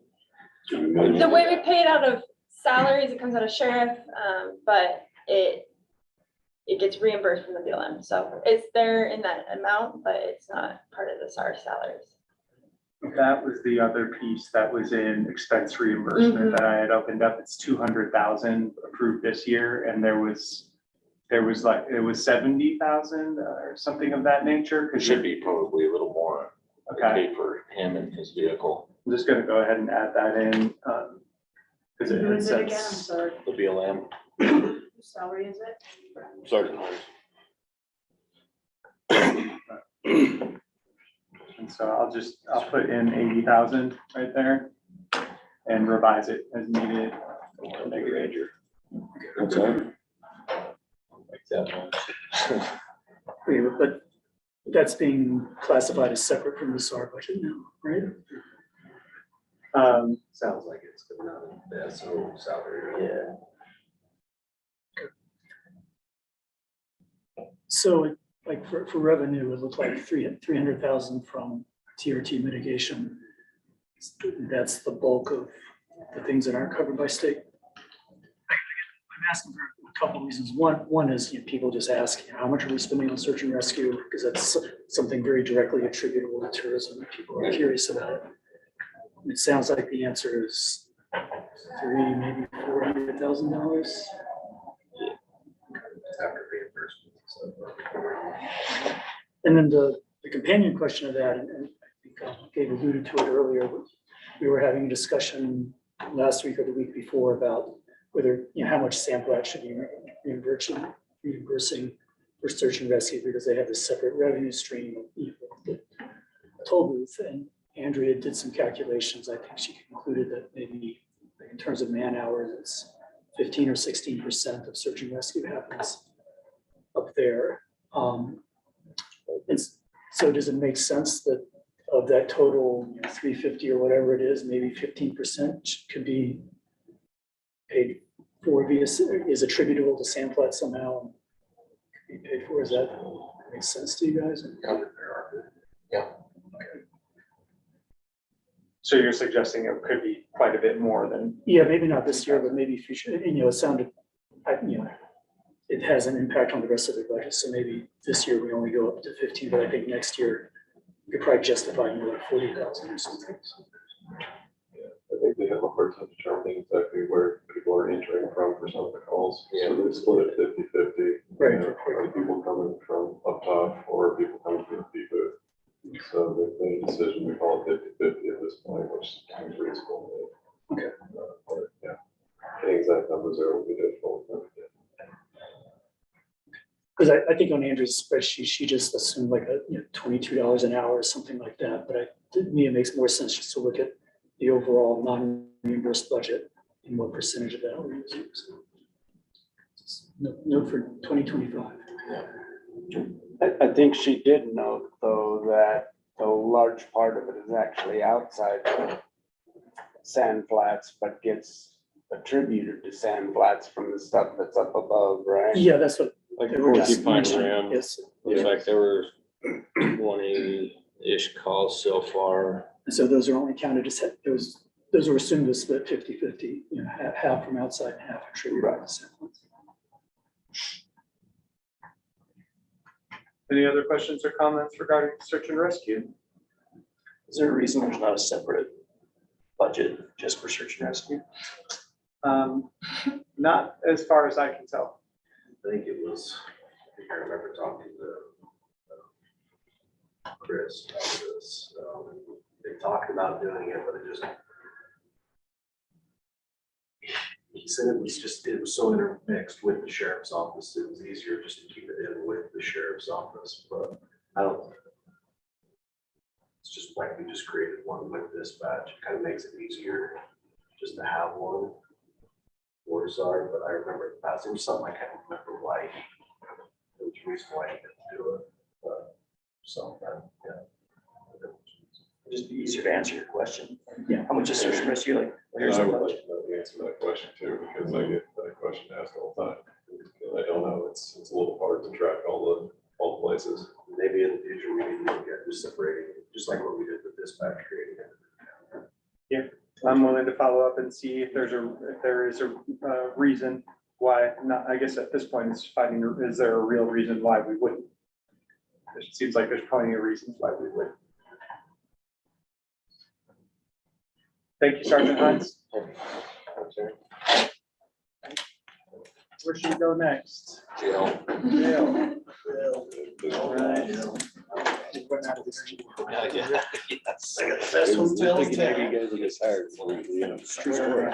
It's a true story. They get out, they always come back. Yeah, we keep bringing them back. Keep bringing them back. Now they like it there.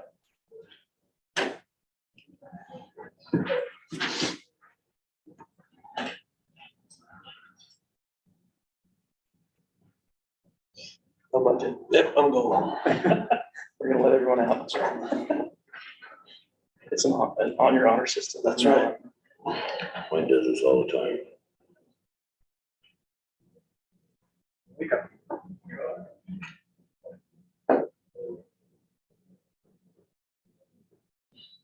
I just wanted to make a quick note, is that SAR also gets a bunch of donations in our office, thousands of dollars. Yeah. From private donations from people who've been rescued. I was gonna say, was that mentioned in the SAR one? Did we go over? Yeah, let's go find the It's usually SAR there's a donation line. donation line. We recently put barcodes 30 on.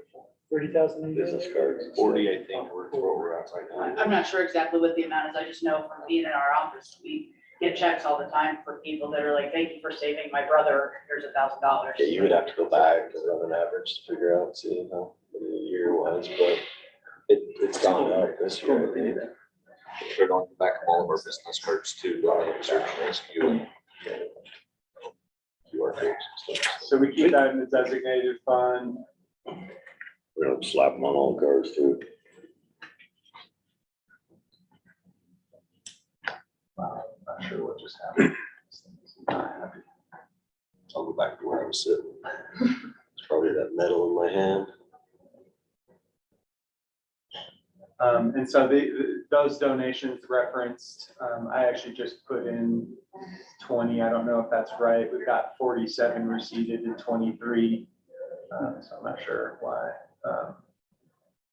Oh, but that number is so high because we put a grant in there. The HB 23, I think, is the mental health grant that SAR got.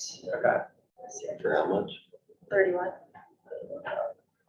So I think I put in 20,000 there because that doesn't include that potential infusion of grant funding that was placed in this account. That made it so high.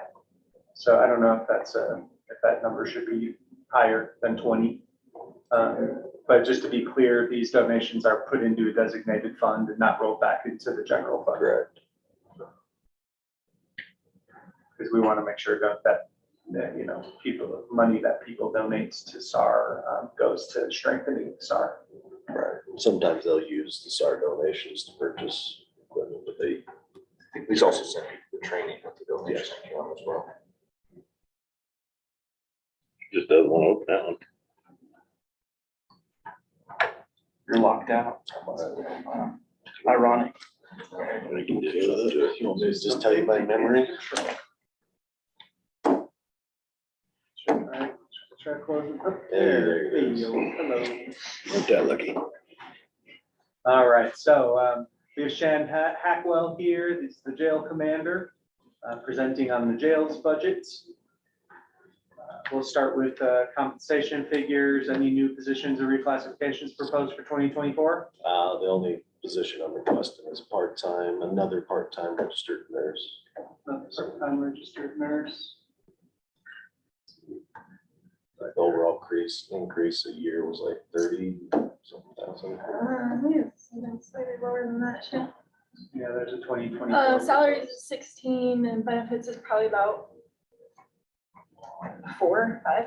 Yeah, so right now we have part-time, she's there 3 days a week, for 2 hours out of those days, so, it's not very much, I would like to increase that.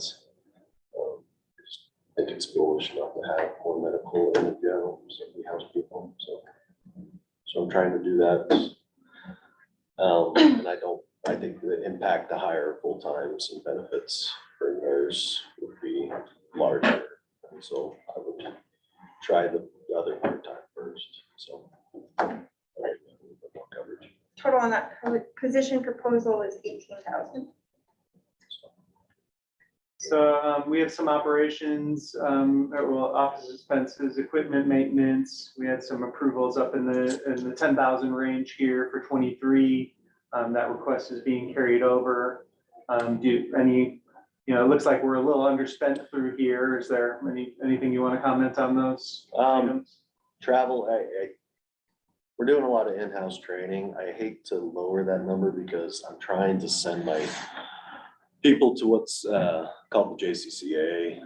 It's a training that's put on by the jail commanders and Gary Deland and stuff throughout the state. And it can be in any counties take turns hosting that training. So I'm trying to get to where I can start sending people to that again. That also covers transports for the jail. So if I have to fly my staff to Chicago to pick up somebody to bring them back, that's where that funds would go. So yeah, it's hard to predict how much I'm gonna spend per year out of that on the travel for the jail because I don't know how many transports I'm gonna have. Like I said, I'm trying to increase the training. That's why when you get down to my training budget, I left it at 10. Because I haven't spent what I spent last year as well, just because I've got new staff. So we're doing a lot of in-house training, and then the problem with the jail is a lot of the times people use jails as stepping stones to go out to the road. So I'm constantly feels like I'm just doing in-house training and not being able to send these guys to these specialized trainings that I want. So that's why it's 9 and we haven't spent it. So. Thank you for that justification. Did you want to talk about the $25,000 request for professional and technical services? It's actually down from what was approved in 23. So the reason why I went up is because I had to pay Spillman. Or no, not Spillman, sorry. It was a 6,200 for IDEMIA maintenance. And that's for our fingerprint machine. But that got cut back off. And then if you right click on it and show attachments, it's got some of it. I'll just double click there. I've attached some of the invoices. I mean, these are all like prior year invoices. The biggest one is $9,625 for our policy. And that's that agreed service organization quote. That's been in there. It's a 5-year agreement for the policy. They redid our policy. I got it approved by the commission about 5 years ago. I think this is our last year on paying that, I hope. Okay. So we redid all of our policy. It comes with the system and everything else, the jail staff and all of the sheriff's office. Right. The rest of it, the DNAs, SMA, so I can't operate the touch screens for the control room without paying the annual fee. It seems to go up every damn year. And then the IDEMIA maintenance is anywhere from 3,000 to, I think I budgeted about 3,500 because it went up again. And then the rest of it, psychological exams for new hires. We run everybody through psychological exams. Health permits for the kitchen, water for the water machines and stuff like that all comes out of there, just other random items. Anything basically I have a contract or an agreement with comes out of professional and technical. Thank you for that detail. Miscellaneous supplies, you got a worksheet, and as everyone can see, it's very well broken down in terms of the, especially the consumable supplies that are utilized by the jail. And it's hard to predict. I don't know how many t-shirts are gonna get flushed down the toilet or mattresses that are gonna get ruined. I have no way to predict that. So what we try to do is just keep an eye on our inventory, and just do the best we can every year. I usually start doing inventories and my budget projections about June, May, and then I start going from there. So it's down, it still says 8,000, but I also wait. So throughout the year I'm spending, but I usually wait until after November to see where I'm at. And then I replenish supplies and stocks. I try to be a little bit responsible with that. Wait instead of just spending it all at once. And some of these other consumables, the lines just carried over. Yeah, I just carried over. It looked like we were gonna be pretty close to being in line for projection lines. So. Small increase associated with food costs. Yeah, and that's, I mean, as everybody knows, food's gone up in price, and then also our average for inmates in the facility has gone up. So we're housing more for longer periods of time.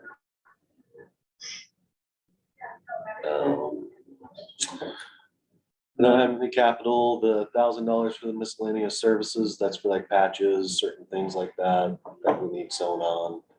That's usually what that's paid for. Inventory, you can click on that, it'll show the breakdown for that. Third booking station, so this, I've got 3 people back there at times, so we're giving them somewhere else to operate that computer. The court security leg restraints, so they have an electronic version, hopefully I never have to use it. It is similar to a taser. What we have right now is, because in court, I can't, if they have trial, I can't cuff or shackle them because it biases the jury.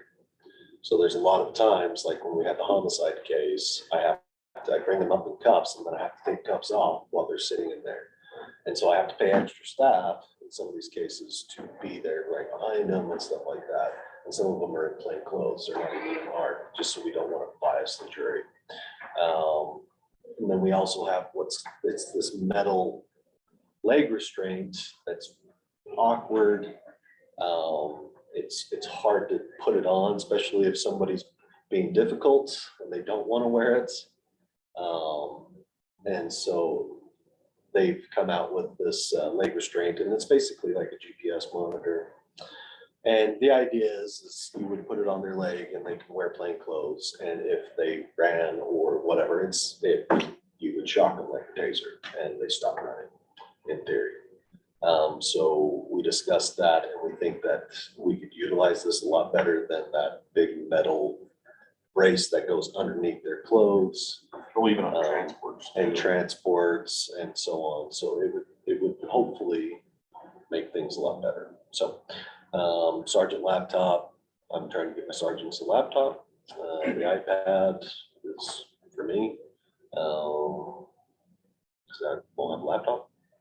And library scanner is, we're trying to update our library. So we're trying to keep track of all of our books. Our books are donated from various different people and the library itself. We would like to keep a barcode and a scanner so we can check them in and check them out. And that's what that is. The dispatch supervisor desktop, I mean, we might be able to use the 911 funds for that, but that is an office separate from dispatch. So we've always just budgeted for computers out of my budget, out of the 800. And then the kitchen supervisors, kitchen desktop. So that's it. Thank you. And you alluded to trainings. You kind of discussed the schooling line already. Yeah. Trustee incentive account, that's what you pay So that's inmates? what I pay the trustees, yeah. And so Okay. they do a lot of the cleaning and cooking and we run quite a kitchen program. It gets to the point where the inmates basically manage the kitchen on the weekends. And staff, obviously the officers are there checking out and for safety reasons, but Sandy she trains them up and then she's actually able to leave on weekends. And it saves us a lot of money because it used to be in the past, we had to have 2 people. And so for the longest time, we weren't able to hire anybody for the position. Nobody ever applied for it. So we were able to figure out a program for the inmates to manage the kitchen on the weekend. So that way Sandy's able to have days off. It saves the county a lot of money from having to pay for a position. Kind of looks like this year so far, an inmate paid us $50. Yeah, I don't know. I talked to Amy about that. So for whatever reason, I don't know if that's why it's entered in there. But I thought Amy was sending the reports. So every month we pay the trustees. My plan is we send those reports to the clerk's office and then you guys could code it like you guys coded on everything else. Okay. So. Something to follow up on, it sounds like. All right, so do you want to talk a little bit about the state prisoner? Yep. Anything else on the expense side that anyone has a question on? Before I move on to that? Let's see, so. That's in charges for services of different government. I'm sure they know it. So you should probably go over medical as well. I did raise the number on medical for the inmates to 70,000 instead of 60,000. Because last year we spent 68, we're looking probably around that again, so I just made it to 70. Is that back in the jail? For some reason, it's under inmate commissary. Yes.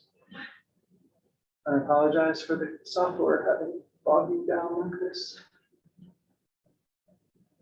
So in that medical expense is all the prescriptions and obviously doctor visits. And the doctor visits, we would pay a lot more, but we can break down the bill to Medicaid cost as per law. And if it's not got a Medicaid code, we pay the hospital, I believe it's 41 or 42% of the bill. So as per the agreement with the hospital.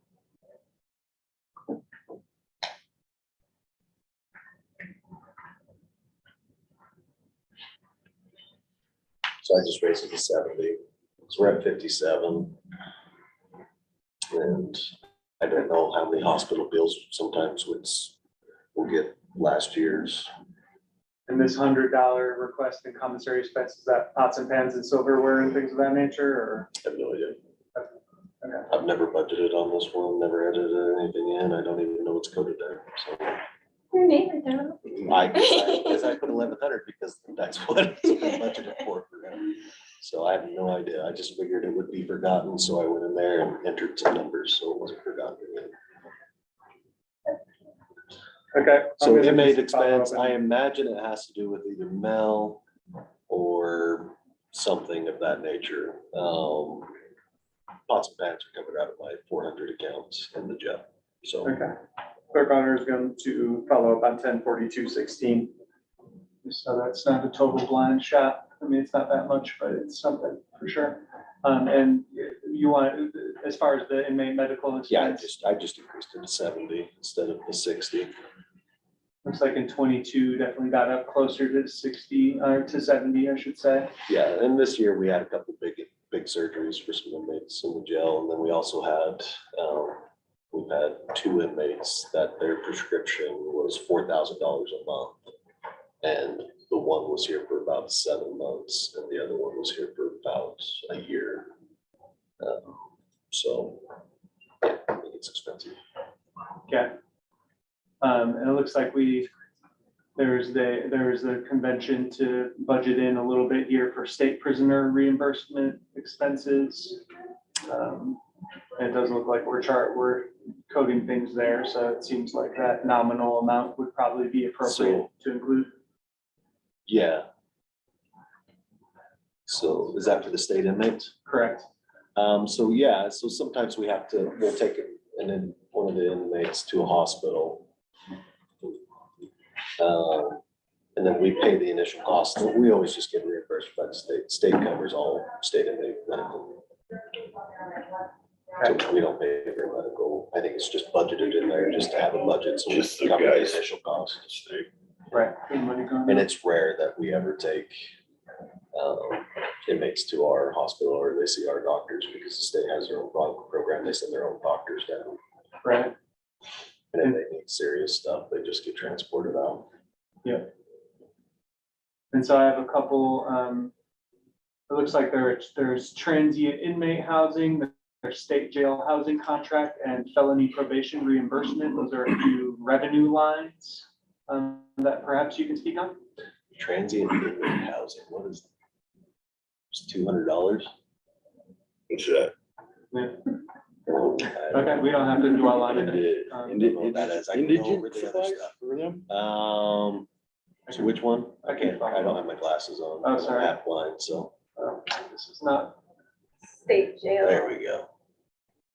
there's a trend, yeah. So we'll just skip over, I'll follow up on transient inmate housing if it's appropriate to continue budgeting. Sure. Some small nominal amount in there, but we have the state jail housing contract. It Yes, looks like, so that's the IPP program, so the inmate placement program.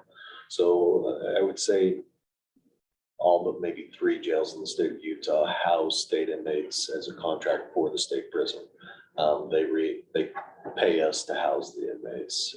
Currently, we have 9 right now. And the projected amount is that probably we will receive at the end of the year is 221,316, some change. So that should go up for projected.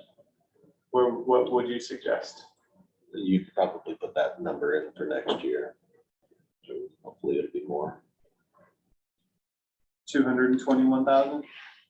That's what we're projected this year. Okay.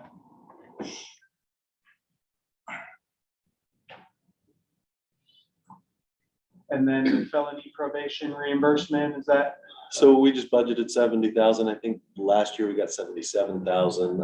That's COP, so the condition of probation. So anytime a judge sentences somebody to prison and then stays their prison sentence for probation, and if they serve jail in lieu of that probation, we have to calculate all those days, and then we get reimbursed from the state at the end of the year. I was gonna say, it must happen just at the end of the year. Yeah, so I would talk to the CCJJ, they said probably expect around the same amount, and it's 77. The problem with next year though, is, so that's what we'll bring in this year. It sounds like this is the last year that they're gonna allocate or do it the way they've been doing it. So normally the state legislation will allocate, I don't know, like $18 million. And that's, at the end of the year, that is split up by all the different jails throughout the state of Utah, and they all get a percentage of that. It sounds like that's changing. So it's, I know they talked about trying to do it the same way they do the state inmates and just saying, this is how many days and this is how much per day we're gonna give you. So I don't know, I guess you could put $70,000 in there, but I really won't know until after the legislation. Okay.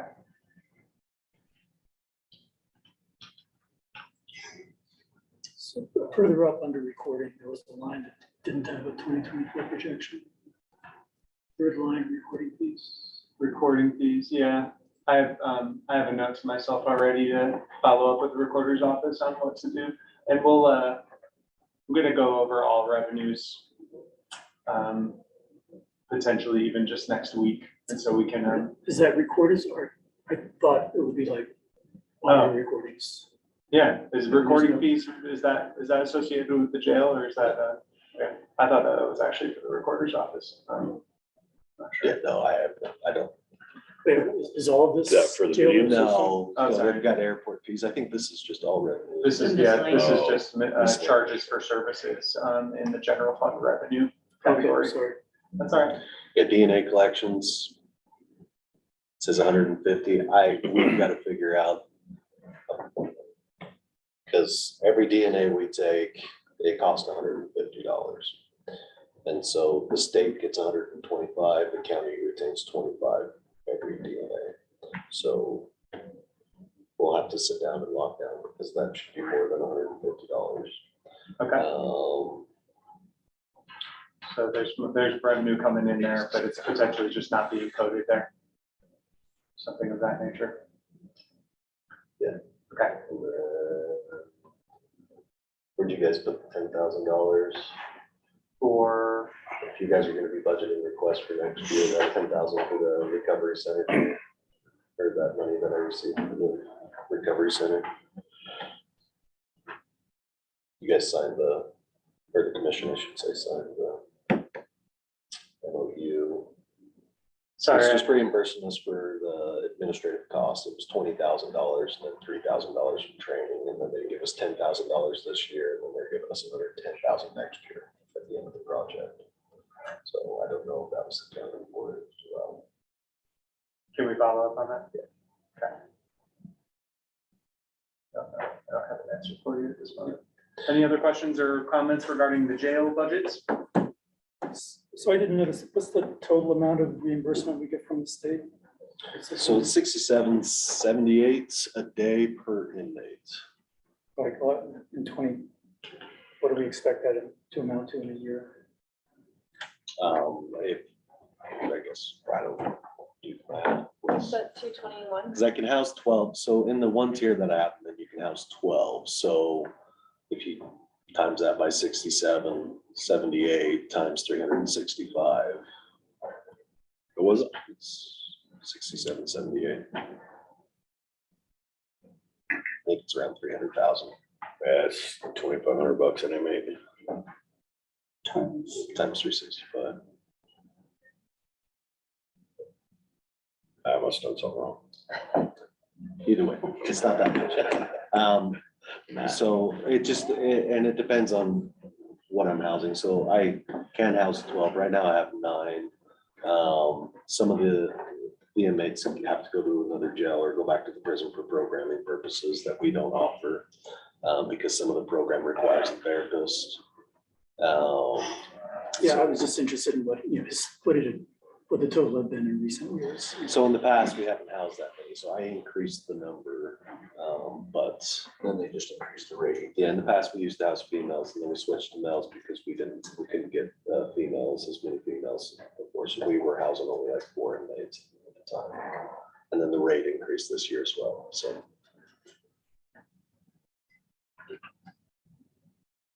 Any other questions or comments? Thank you, Shannon, You're for very your welcome. time. Appreciate it. Appreciate all your help. No problem.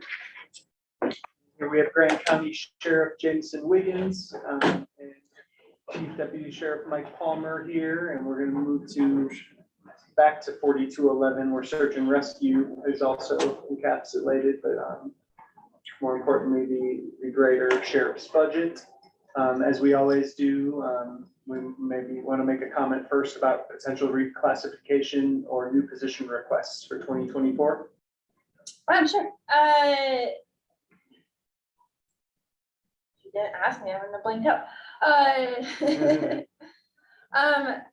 would like to prefer to request for a review of the county sheriff's compensation. He's currently the only elected official whose chief deputy could and is currently making more than them. Most of the other elected positions, the grade of their chief deputy is right at their starting or right below the maximum of the chief deputy's grade is what I'm trying to say. So there's a proposal for that, and then there's How did that come about, that imbalance, do you know? I mentioned it. Well, Mike mentioned it, he brought it up, but we did a salary survey in 21 for 22. And I think that's where it came about. It's been a problem for a while, but I think that's really where the noticeable difference came about, so. Okay. And then the other position request is another deputy to cover the House Bill 61, which is the school safety House Bill. And then a bring back of the part-time evidence tech, but looping that in with a full-time position to also handle some code enforcement duties. And that's proposed at a grade 10. It's right below sheriff admin assistant for that code enforcement and evidence tech. In 22, we did hit the evidence tech part-time position approved, and then gave that up to pursue some other changes within the department, so. Okay. Thank you for that.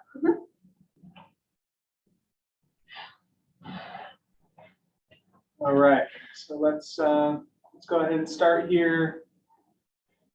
Touch on the bigger items as well as any items where there's a significant change represented. Anything out of the ordinary regarding travel? I see again, it's a line that maybe you haven't gotten out to as many trainings as you would have liked this year. Yeah, Has it been approved? We've been to quite a bit and they haven't been billed yet. Got it. Okay. Equipment maintenance is down a little bit. That's just equalizing based on what actual costs are turning out to be. That should go up significantly.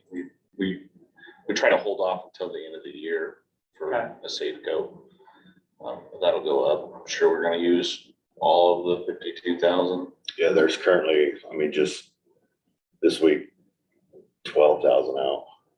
But it's gonna be reimbursed by the Forest Service once, if, hopefully soon, unless the government shutdown happens, and then it might not see that money till next year.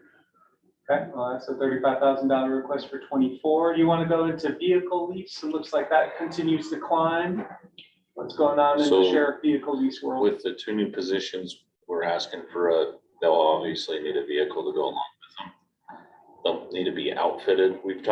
Cody and I talked about maybe just making the vehicle lease the actual payments, but what we've been doing is we put the equipment in with the vehicle lease. So like each patrol vehicle is like $21,000 outfit each patrol vehicle.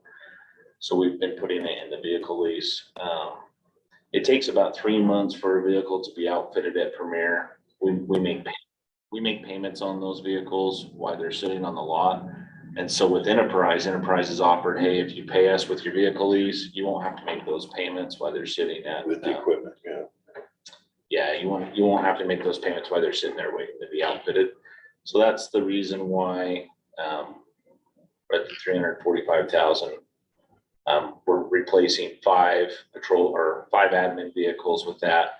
That it might go down because we're getting rid of the vehicles that were purchased during COVID. Those vehicles were expensive because we couldn't do the government incentives.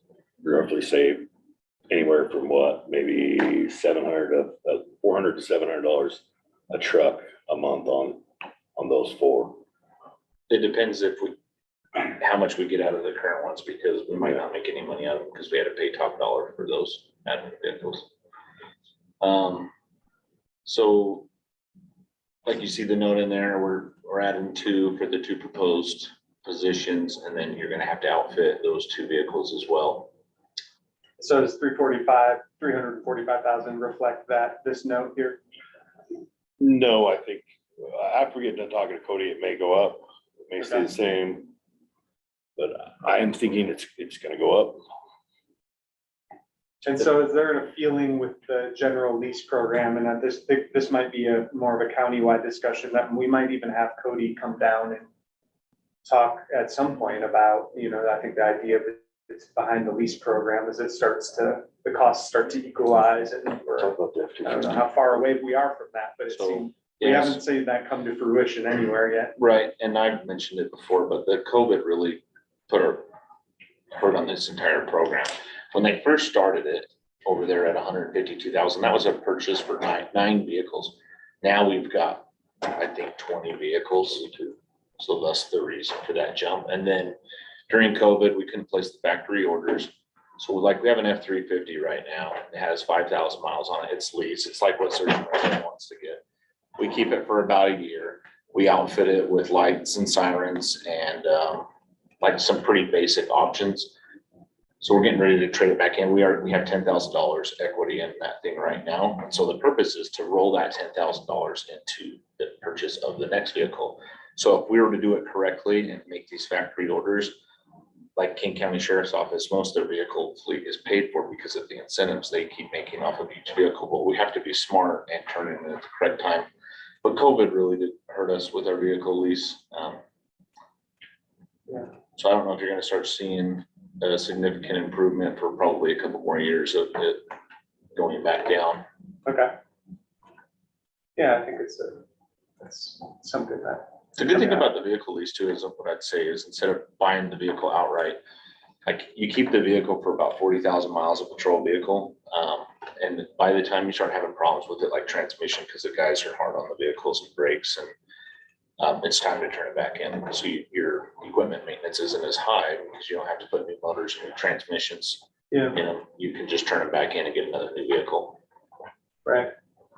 Yeah, and I guess I'm not even just singling out your department, but I would like to get a better sense from the fleet manager perhaps about, what we should be expecting as far as that program coming around. So the fuel that's gonna probably go up, we have deputies live in more outskirt areas, and then also with the 2 new positions. I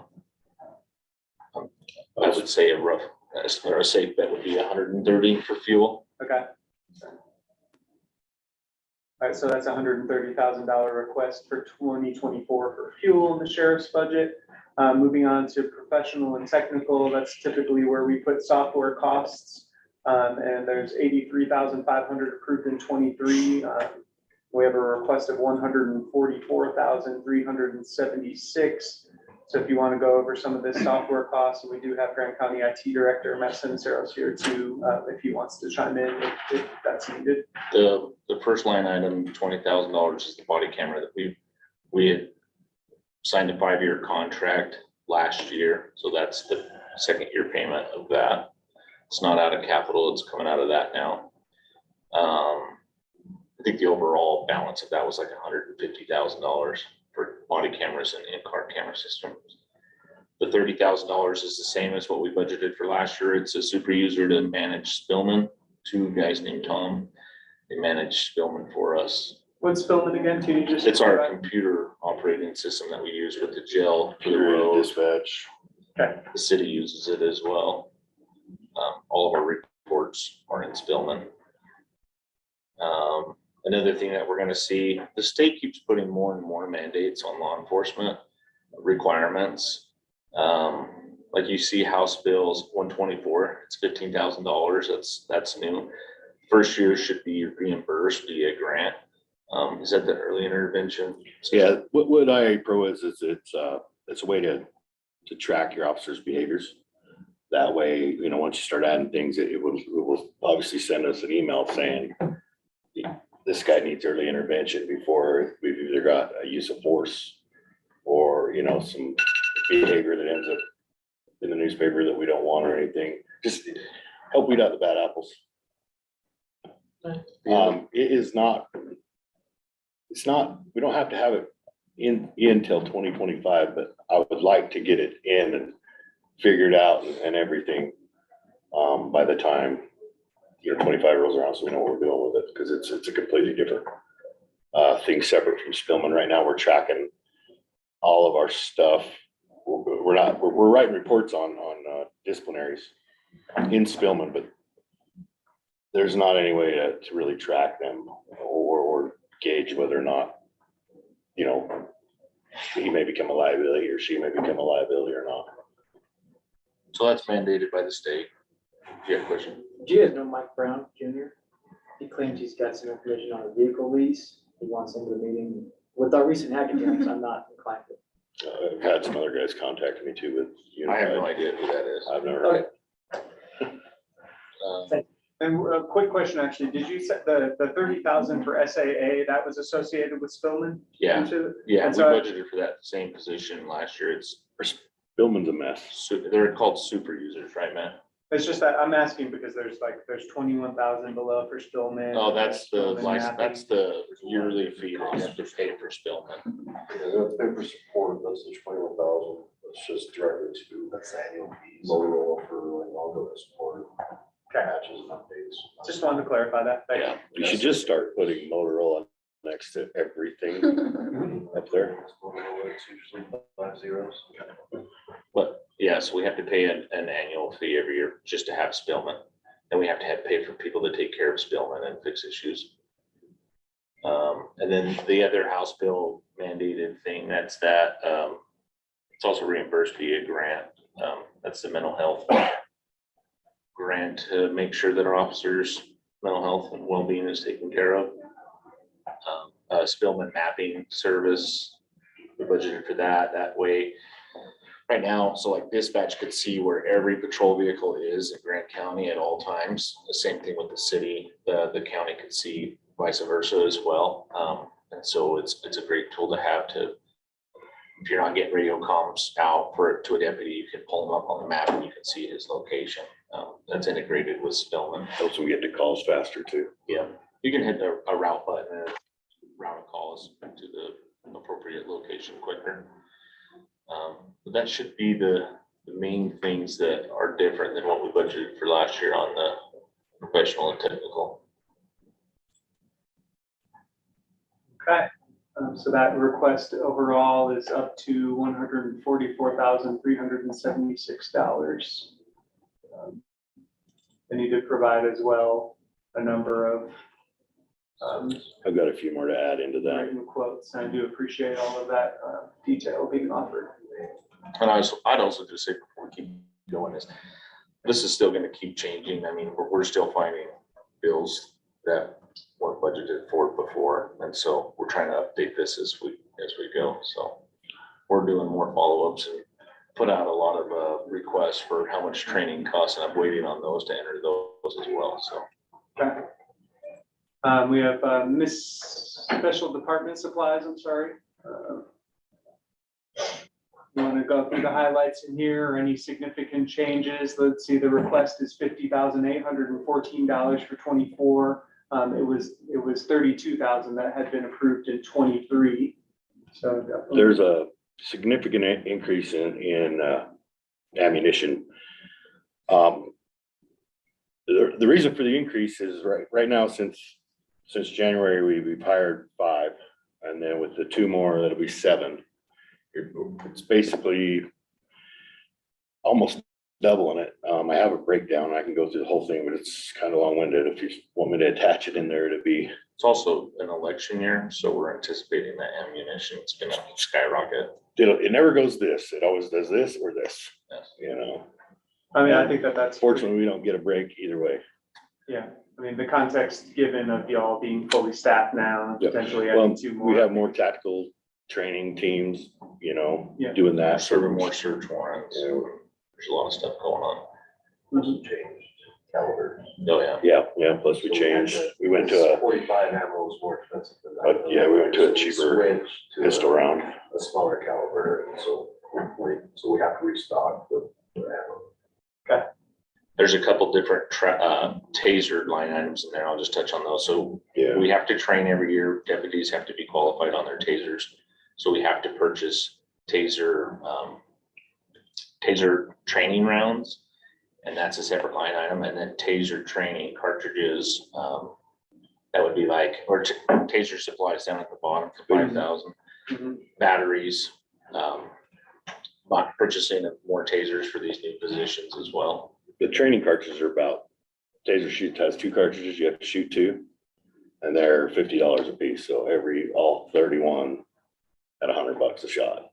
So it keeps, we have to do the training so that we will be backed by Axon, Taser, things of that nature. If we don't do it, then they won't back us up on any of their devices, if that makes sense. Okay. Clothing allowance, looks like we're carrying that amount over, and again, with staffing being more complete. That sort of follows. Are there any questions or comments at this point before we keep going along here? Okay. Inventory, there was, in 2023, there was $96,016 approved, and that request for 2024 is up to $94,710. What sort of comments would you have to offer about this line in terms of especially things that might be new or represent significant changes from standard operating that has been experienced? There's been quite a big jump in the cost of those tough books. Yeah. And typically what we do is when we replace a truck, we replace a laptop. What we've been doing this year is we've kind of been, I think the sheriff's got the same laptop he's had, and I have the same laptop. We've been giving them to the new guys every time ours come about. We still have replacements this year. Okay. This adds 2 more, because you're adding 2. Right. 2 more positions as well, too. Then obviously there's a couple more patrol rifles. I think, this less lethal package right there. That, right now, the only thing less lethal we have is just a taser. If it doesn't work, like sometimes if somebody's inebriated on drugs or things, the taser won't work. So what we want to do is we want to start with a less lethal package, which will have beanbag rounds. The other day we were up on a possible barricaded subject in the old missile base, but we didn't want to send live bodies in there.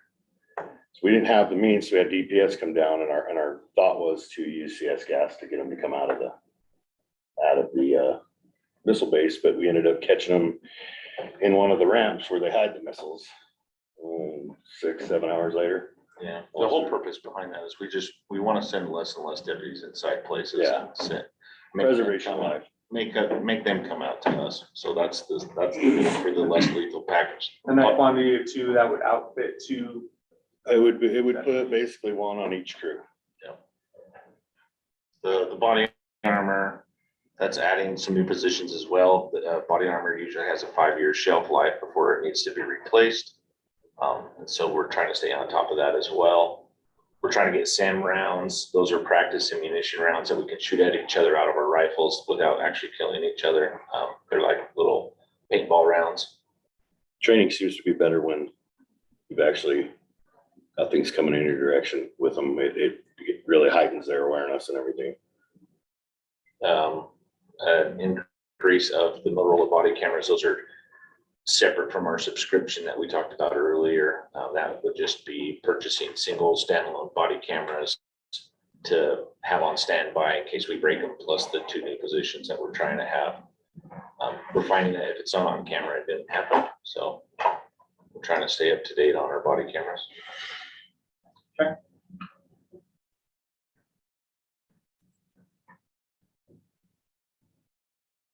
schooling, that there was in 2023, there was 22,000 approved, and that request is up to 26,000 in 2024. That one's probably gonna go up still. The state's mandating now 16 more hours of, you have to have this training in order to keep your certification. So when they do that, it puts the burden on the counties to provide more training. Like the last line item, I think on there, I can't read that, but Sorry, That's all right. there's other training. other training, diversity, duty to intervene trainings. I'm waiting for those to come back. Okay. You can see it's pretty, two for Hell Week. I mean, we have 31 deputies, so it's pretty bare minimum training. Right. UNOA, Utah Narcotics Officers Association, 4 people to go to that. This is all pretty basic, and so we'd like to up that, especially with these mandates that are coming down from the state. So I'm gonna assume that that's gonna go up as soon as I get some more quotes back. We would rather bring the training, like Shannon alluded on to it, paying an instructor to come to Moab and training us instead of sending deputies away to these different schools. So. Is there anything more you can say about this? It's a little bit vague, and I appreciate all of this detail. The diversity, duty to intervene, de-escalation. We get basic stuff off of police one, but it's just basic, if we got a little bit, like he said, get somebody to come down, get more involved, because right now, some of that stuff's on the computer. Yeah. And, play buttons being pushed, whether anybody's paying attention or not, but if you get them to engage. But problem with that is when we get them down here, we can't have all of them there because we gotta have off taking calls and things like that. And the jail's really hard to get the trainings. I was just saying the jail's hard to get into the trainings too. Because they can't leave the jail. What do you want the more detailed what the training is? Is that what you were asking? Yeah, if there was a detail to offer, I mean. By the time you see it that was again, we'll have some sufficient more on it. follow-up for me. I'm just wanting to get as much information out there. I'll put some more in it. I think it's, sounds like worth the justification that you gave. Thank you. Drug task force, can you explain that expense Yeah. line? You can open that little. So that's, there was 7,000 approved in 23 and 9,000 is being requested for 24 for that Yeah, expense so line. the 5,000 for canine supplies. So when Miller came over with his dog, he's been paying for everything out of his own pocket to keep that dog, which the county should be picking that up, but we've never budgeted for that. So that's the reason we just purchased a new canine. The county's on the hook to pay for food and supplies and vet bills with that. A lot of that stuff could also be reimbursed from our seized asset forfeiture account. Drug buy money, we need money on hand to make drug buys. Trail cameras, we're looking at getting 2 of those, using them as surveillances, and then toolkits. We try to outfit deputies with toolkits to search vehicles, screwdrivers, window wedge tools, cameras with a scope to look at gas tanks, things of that. So that's the justification of that a little bit. Okay. There's a Easter weekend, and I know there's been some conversation in the past that this is a bit more associated with extra staffing or extra supplies associated with managing That right there busier is, event weekends? the majority of that is to pay for dumpsters at Potato Salad Hill. Why we've been paying for that, I have no idea why that's the sheriff's office responsibility, but we've been paying for that. Porta potties up there, the sheriff's office has been paying for that as well. I mean, if food in the command post does it too, but it's kind of minor, the food for the weekend. It used to be a big thing, but Can we move it over to the P and Z junk voucher? another thing, like we bring Good in idea. the DPS pilots that fly the helicopter, we pay for their hotel rooms while they're here, we pay for their food while they're here, so it comes out of that line item. That's a pretty good trade-off to have a $1 million piece of equipment for free, we just pay for their hotel rooms. Okay. And then this special event expense, it seems like that hasn't been active.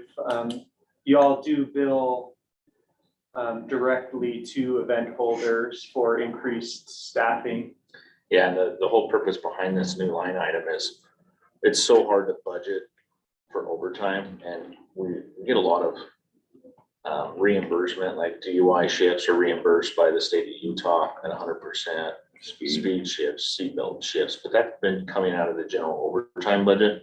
So it's been so hard to be like, hey guys, we don't have any more overtime. I need you to cut it. But with the reimbursement line item, movie security shifts, anything that's reimbursed, it should come out of that line item. And so we could better manage the overtime. Okay.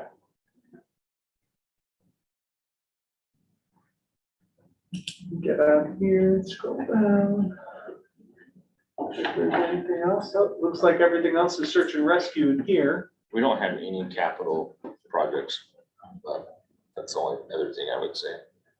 No capital to propose. No, not at the moment. I was gonna put public safety building in there, but We want to shock him. It's a small little item. how'd that hit it? Tiny. There are some, Yeah. there are some lines here in revenue that we can go over now, if you don't mind. There's sheriff movie support. I'm assuming that was budgeted so high, potentially some of the increased activity that we saw with Horizon and whatnot. Do you have any suggestions right now as to what we might? We, No idea how many movies we got. we also have, these events called like the Turkey Boogie, and that kind of, as well, it's reimbursed. It's the, staffing, the stuff that, what do you call it? Kate's in charge of now? Special events, yeah. So whether or not it needs police staffing. Can you zoom in on that? Sorry. We've seen, we've seen 27 and 21, 15 and 22. It's at 47 this year. I mean, could we put 30 in there? Or, what do you have a suggestion at this time? I have no idea. I think that'd be safe. We would probably have at least 30 The amount DUI and increased. seatbelt shifts. Well, the amount increased this year is we're charging, because it was 65 or something, Mm, and now we're like 110. Right. 120, yeah. Right. Um, But this is just for movies. This is Well, particular. it doesn't, so all special events are charged that, so it doesn't matter if it's movie, it's called that, movie shifts. Okay, thanks for that clarification. But they're all for, that's what we charge for marathons, any security shift that we do for special events is the same amount. Great. So that was part of the increase, the other part was, I think, because Horizon was down here and they were coming back, so and then there was the other movie that they were planning on doing, Marvel. the Marvel movie. Whether or not that's happening still, I don't know. So, I mean, you probably increase it a little bit from what it was in prior years because the amount we're charging per hour has gone up. Got it. So, I mean, I would look at last year, not last year, last year's numbers. 47,000. So you think 40 might be, or it might be reasonable even to expect 40 if we Sure. proceeded? Yeah, I would think so. Okay, thank you. This bailiff, special services bailiff, is that something that the SO brings in for providing that? Do y'all know? Yeah. So that's court security, so we're reimbursed by the state a certain amount. So every time we provide bailiff for court security or the Magno outside security for district courts, not justice. For district courts, we turn in hours and they reimburse us at like $24 an hour, something like that. There's discussion probably next year that they're gonna reimburse us actual costs. Okay. So, but I would leave it as the same. I think this year we're projected about 10,000 this year Okay, to bring in, so I'd probably put around 10,000. great. It's been, and I recognize it just depends on what cases there are, right? So you can't predict that, but it's been 1,500, 3,000, 5,000. So if we can expect that it might be 10,000, that's It went down again, or it went down in the past because COVID, we weren't doing it first in court anymore. okay. But now the courts are still wanting a bailiff to sit down at that booth that's down in the lobby. Okay. So we're still doing it that way. And then I had also added in, I just carried over 15,000 for sheriff fees. That might go up because we're charging for fingerprints now, $20 a piece to do people's fingerprints. Right. So maybe $5,000 more than the revenue that's coming in. That's a pretty safe number. Oh boy, there we go. Are there any other account lines or revenues that I should make sure to touch on here?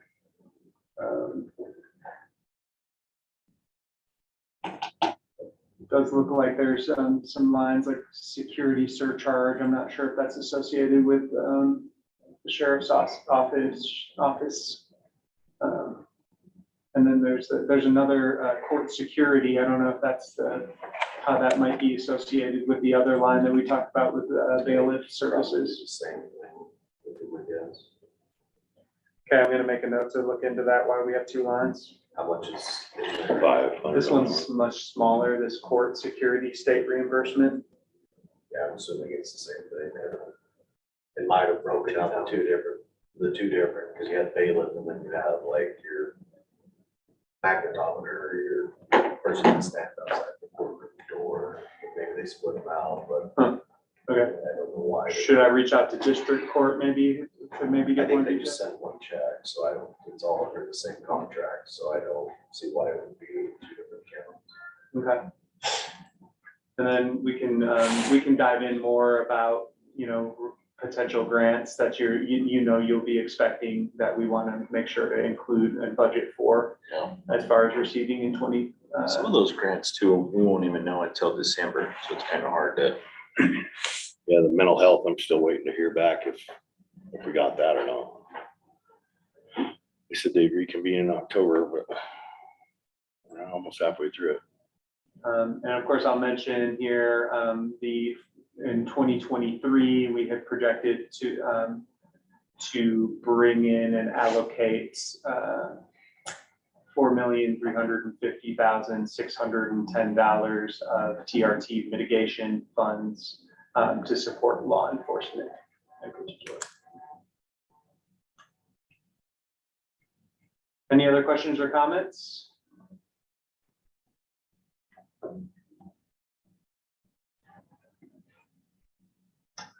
Thank you all so much. Thank you, reps from the sheriff's office. Appreciate it. It's been a pleasure working with you all through this process. Yeah, thanks.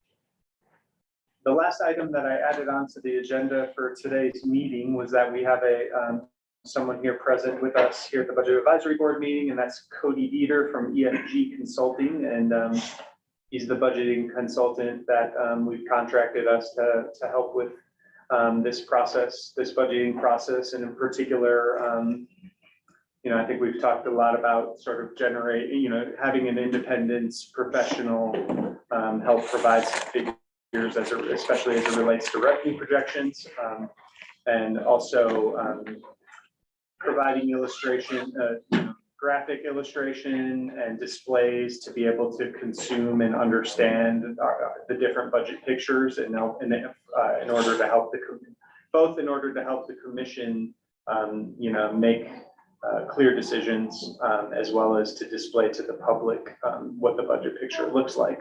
So I just wanted to introduce you, Cody, to the board. If there are any questions or comments in particular that the board wanted to pose at this time to you, and just kind of let you introduce yourself. Sure. Yeah, thanks. Appreciate that, Gabe. Mhm. So I hail from the big city of LaSalle, across the hills. I think we worked on that together a little bit before. I was telling Mike and I went to school together 100 years ago, back in the good old days. Played football. Yeah. So my background, I've been working with local governments for 20 years, helping with budgets, long-term financial planning, economic development, anything to do with finances and local government except for accounting or auditing, external auditing. So I also act as the internal auditor for Grand County, as you may be aware. So I think there was a comment that I want to address about potential conflict of interest where I'm assisting with the budget. but also, as an internal auditor, one of the requirements is that I do not have any operational functions. So I just wanted to make sure that that's addressed because I have no ability to make decisions in this role on the budget. Simply helping Dave and this committee do analysis, understand the nature of the budget, make sure it's understandable. So I'm supposed to be here all this time. you can if you want, it's all good. See you, brother. It's been a long time. Nice to see you. Yeah. So yeah, I just wanted to address that to make sure that it's on, as you look through the internal audit resolution, it's very specific that no one on that in the internal audit function can have management control, which I obviously do not, because I'm simply providing information. But my hope is that what I provide to you, what I provide to this committee and the commission is, as Gabe mentioned, something that's more digestible for you and the public. When you look at a spreadsheet like this, it takes a lot of energy, mental energy to consume what that document is telling you. It's not intuitive. So the hope is that, and when you send in your budget, this is what it looks like this is your final adopted budget. It's just a spreadsheet, which there's nothing wrong with that. That's in compliance. But the hope is to provide something with a little more flavor on the front end so that you can understand revenue trends, expenditure trends. You can consume it in a way that is intuitive with graphic analysis. So something a little more easy to digest. So I'll really be just helping Gabe with when he needs my help. Specifically, I'll be looking at metrics. So there are some things that, how many officers do you have? It'd be nice to say, well, is that the right amount of officers? Let's give you some additional metrics, comparing it to other counties and governments across the country. Just some metrics that help you have some flavor of why that budget line item either makes sense or doesn't make sense. So that's really my function.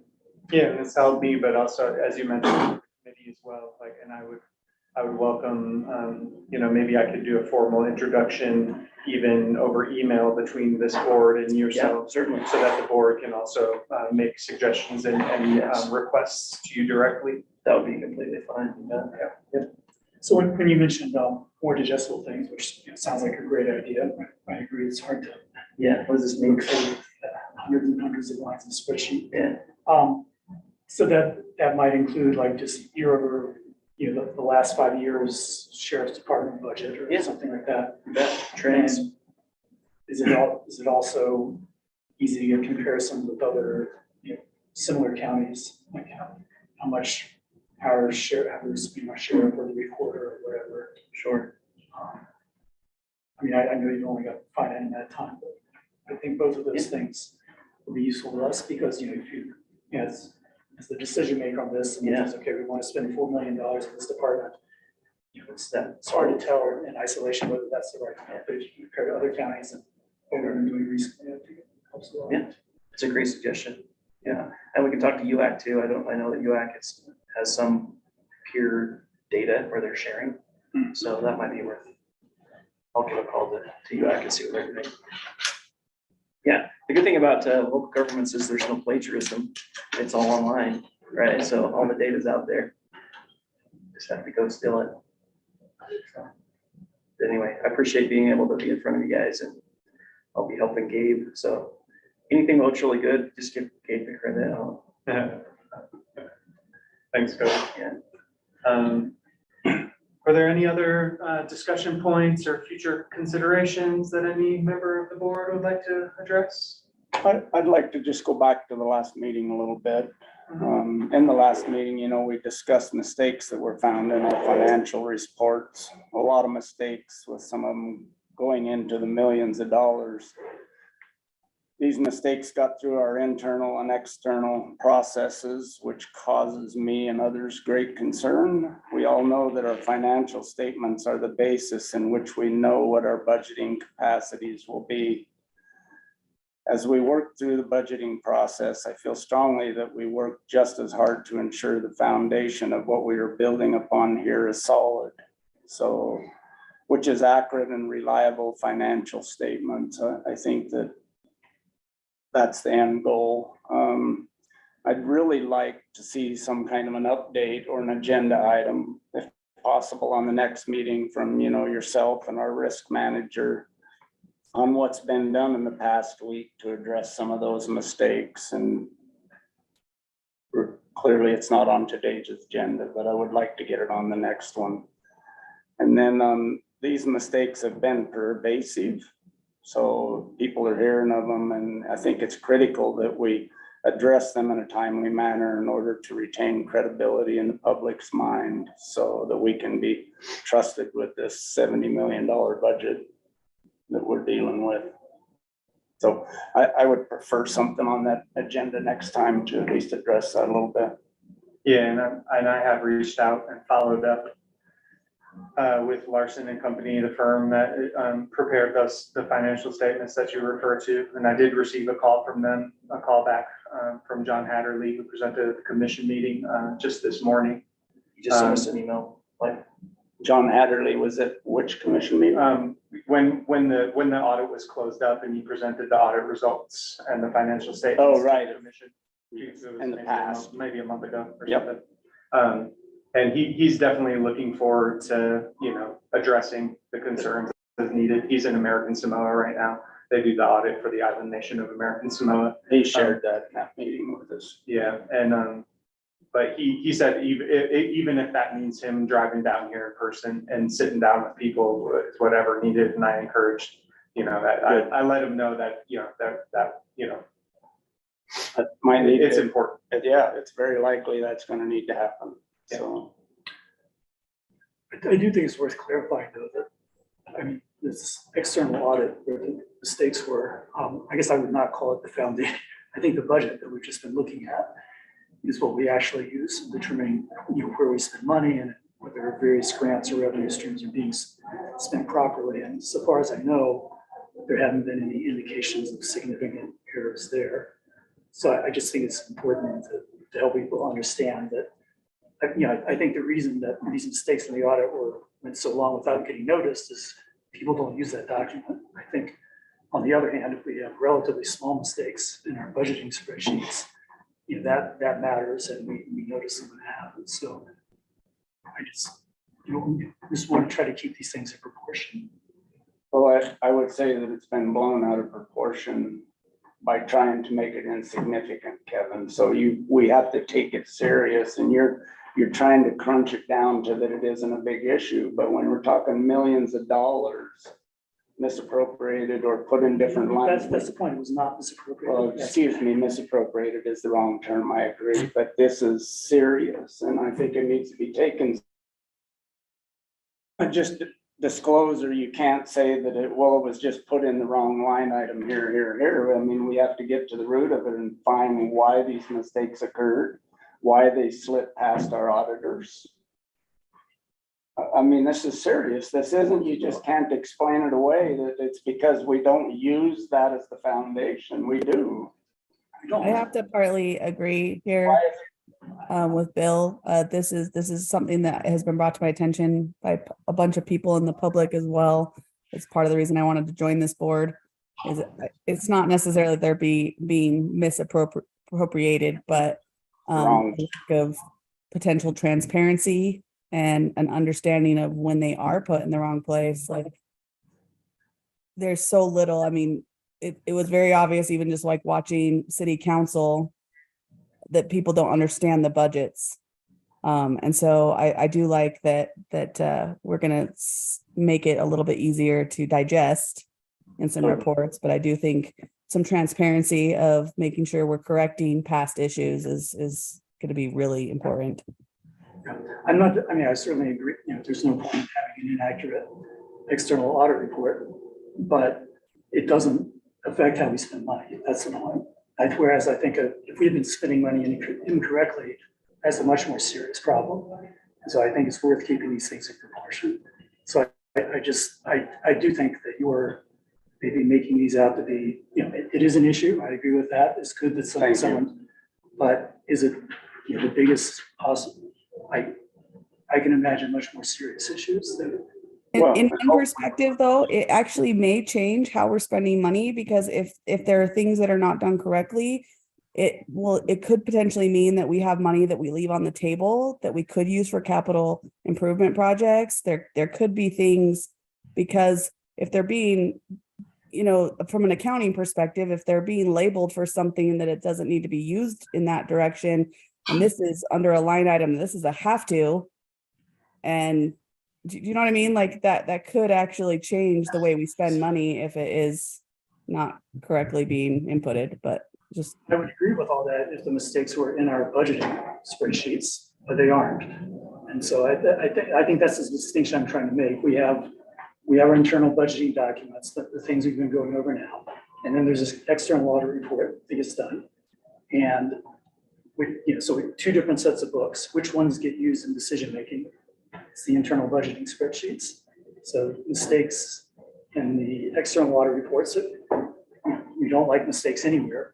But if I had to choose where the mistakes are going to be, where would they have fewer bad consequences? It would definitely be in the external audit. So it seems to me you're conflating these two things. And I think it's just worth clarifying that the mistakes in the audit report, that's not a mistake in how money is spent or a mistake in our internal things. So I think it's worth keeping those clear, not conflating. Well, I don't think we're conflating them, but I do think we need to get to the bottom of them. I certainly agree. Yeah, we should investigate. I'm not saying we should ignore it, but I don't think we should. I think last week you said you were losing sleep over it. I think there are other things that one should be losing sleep over. Well, I know when we have a war in Israel, I could lose sleep over that, but right now we have some mistakes in our budget, and I think that we need to get them corrected. Okay, So well, we agree with that. there we go. So that's all. I was just asking for an update and Thanks then for that. agenda. item. Thanks for following up on it. Yeah, thank you. All right, appreciate that discussion. Not seeing any other items to speak of, we'll call this meeting, we'll adjourn this meeting at 4:45 PM. Thank you all for your time. Stop reading this.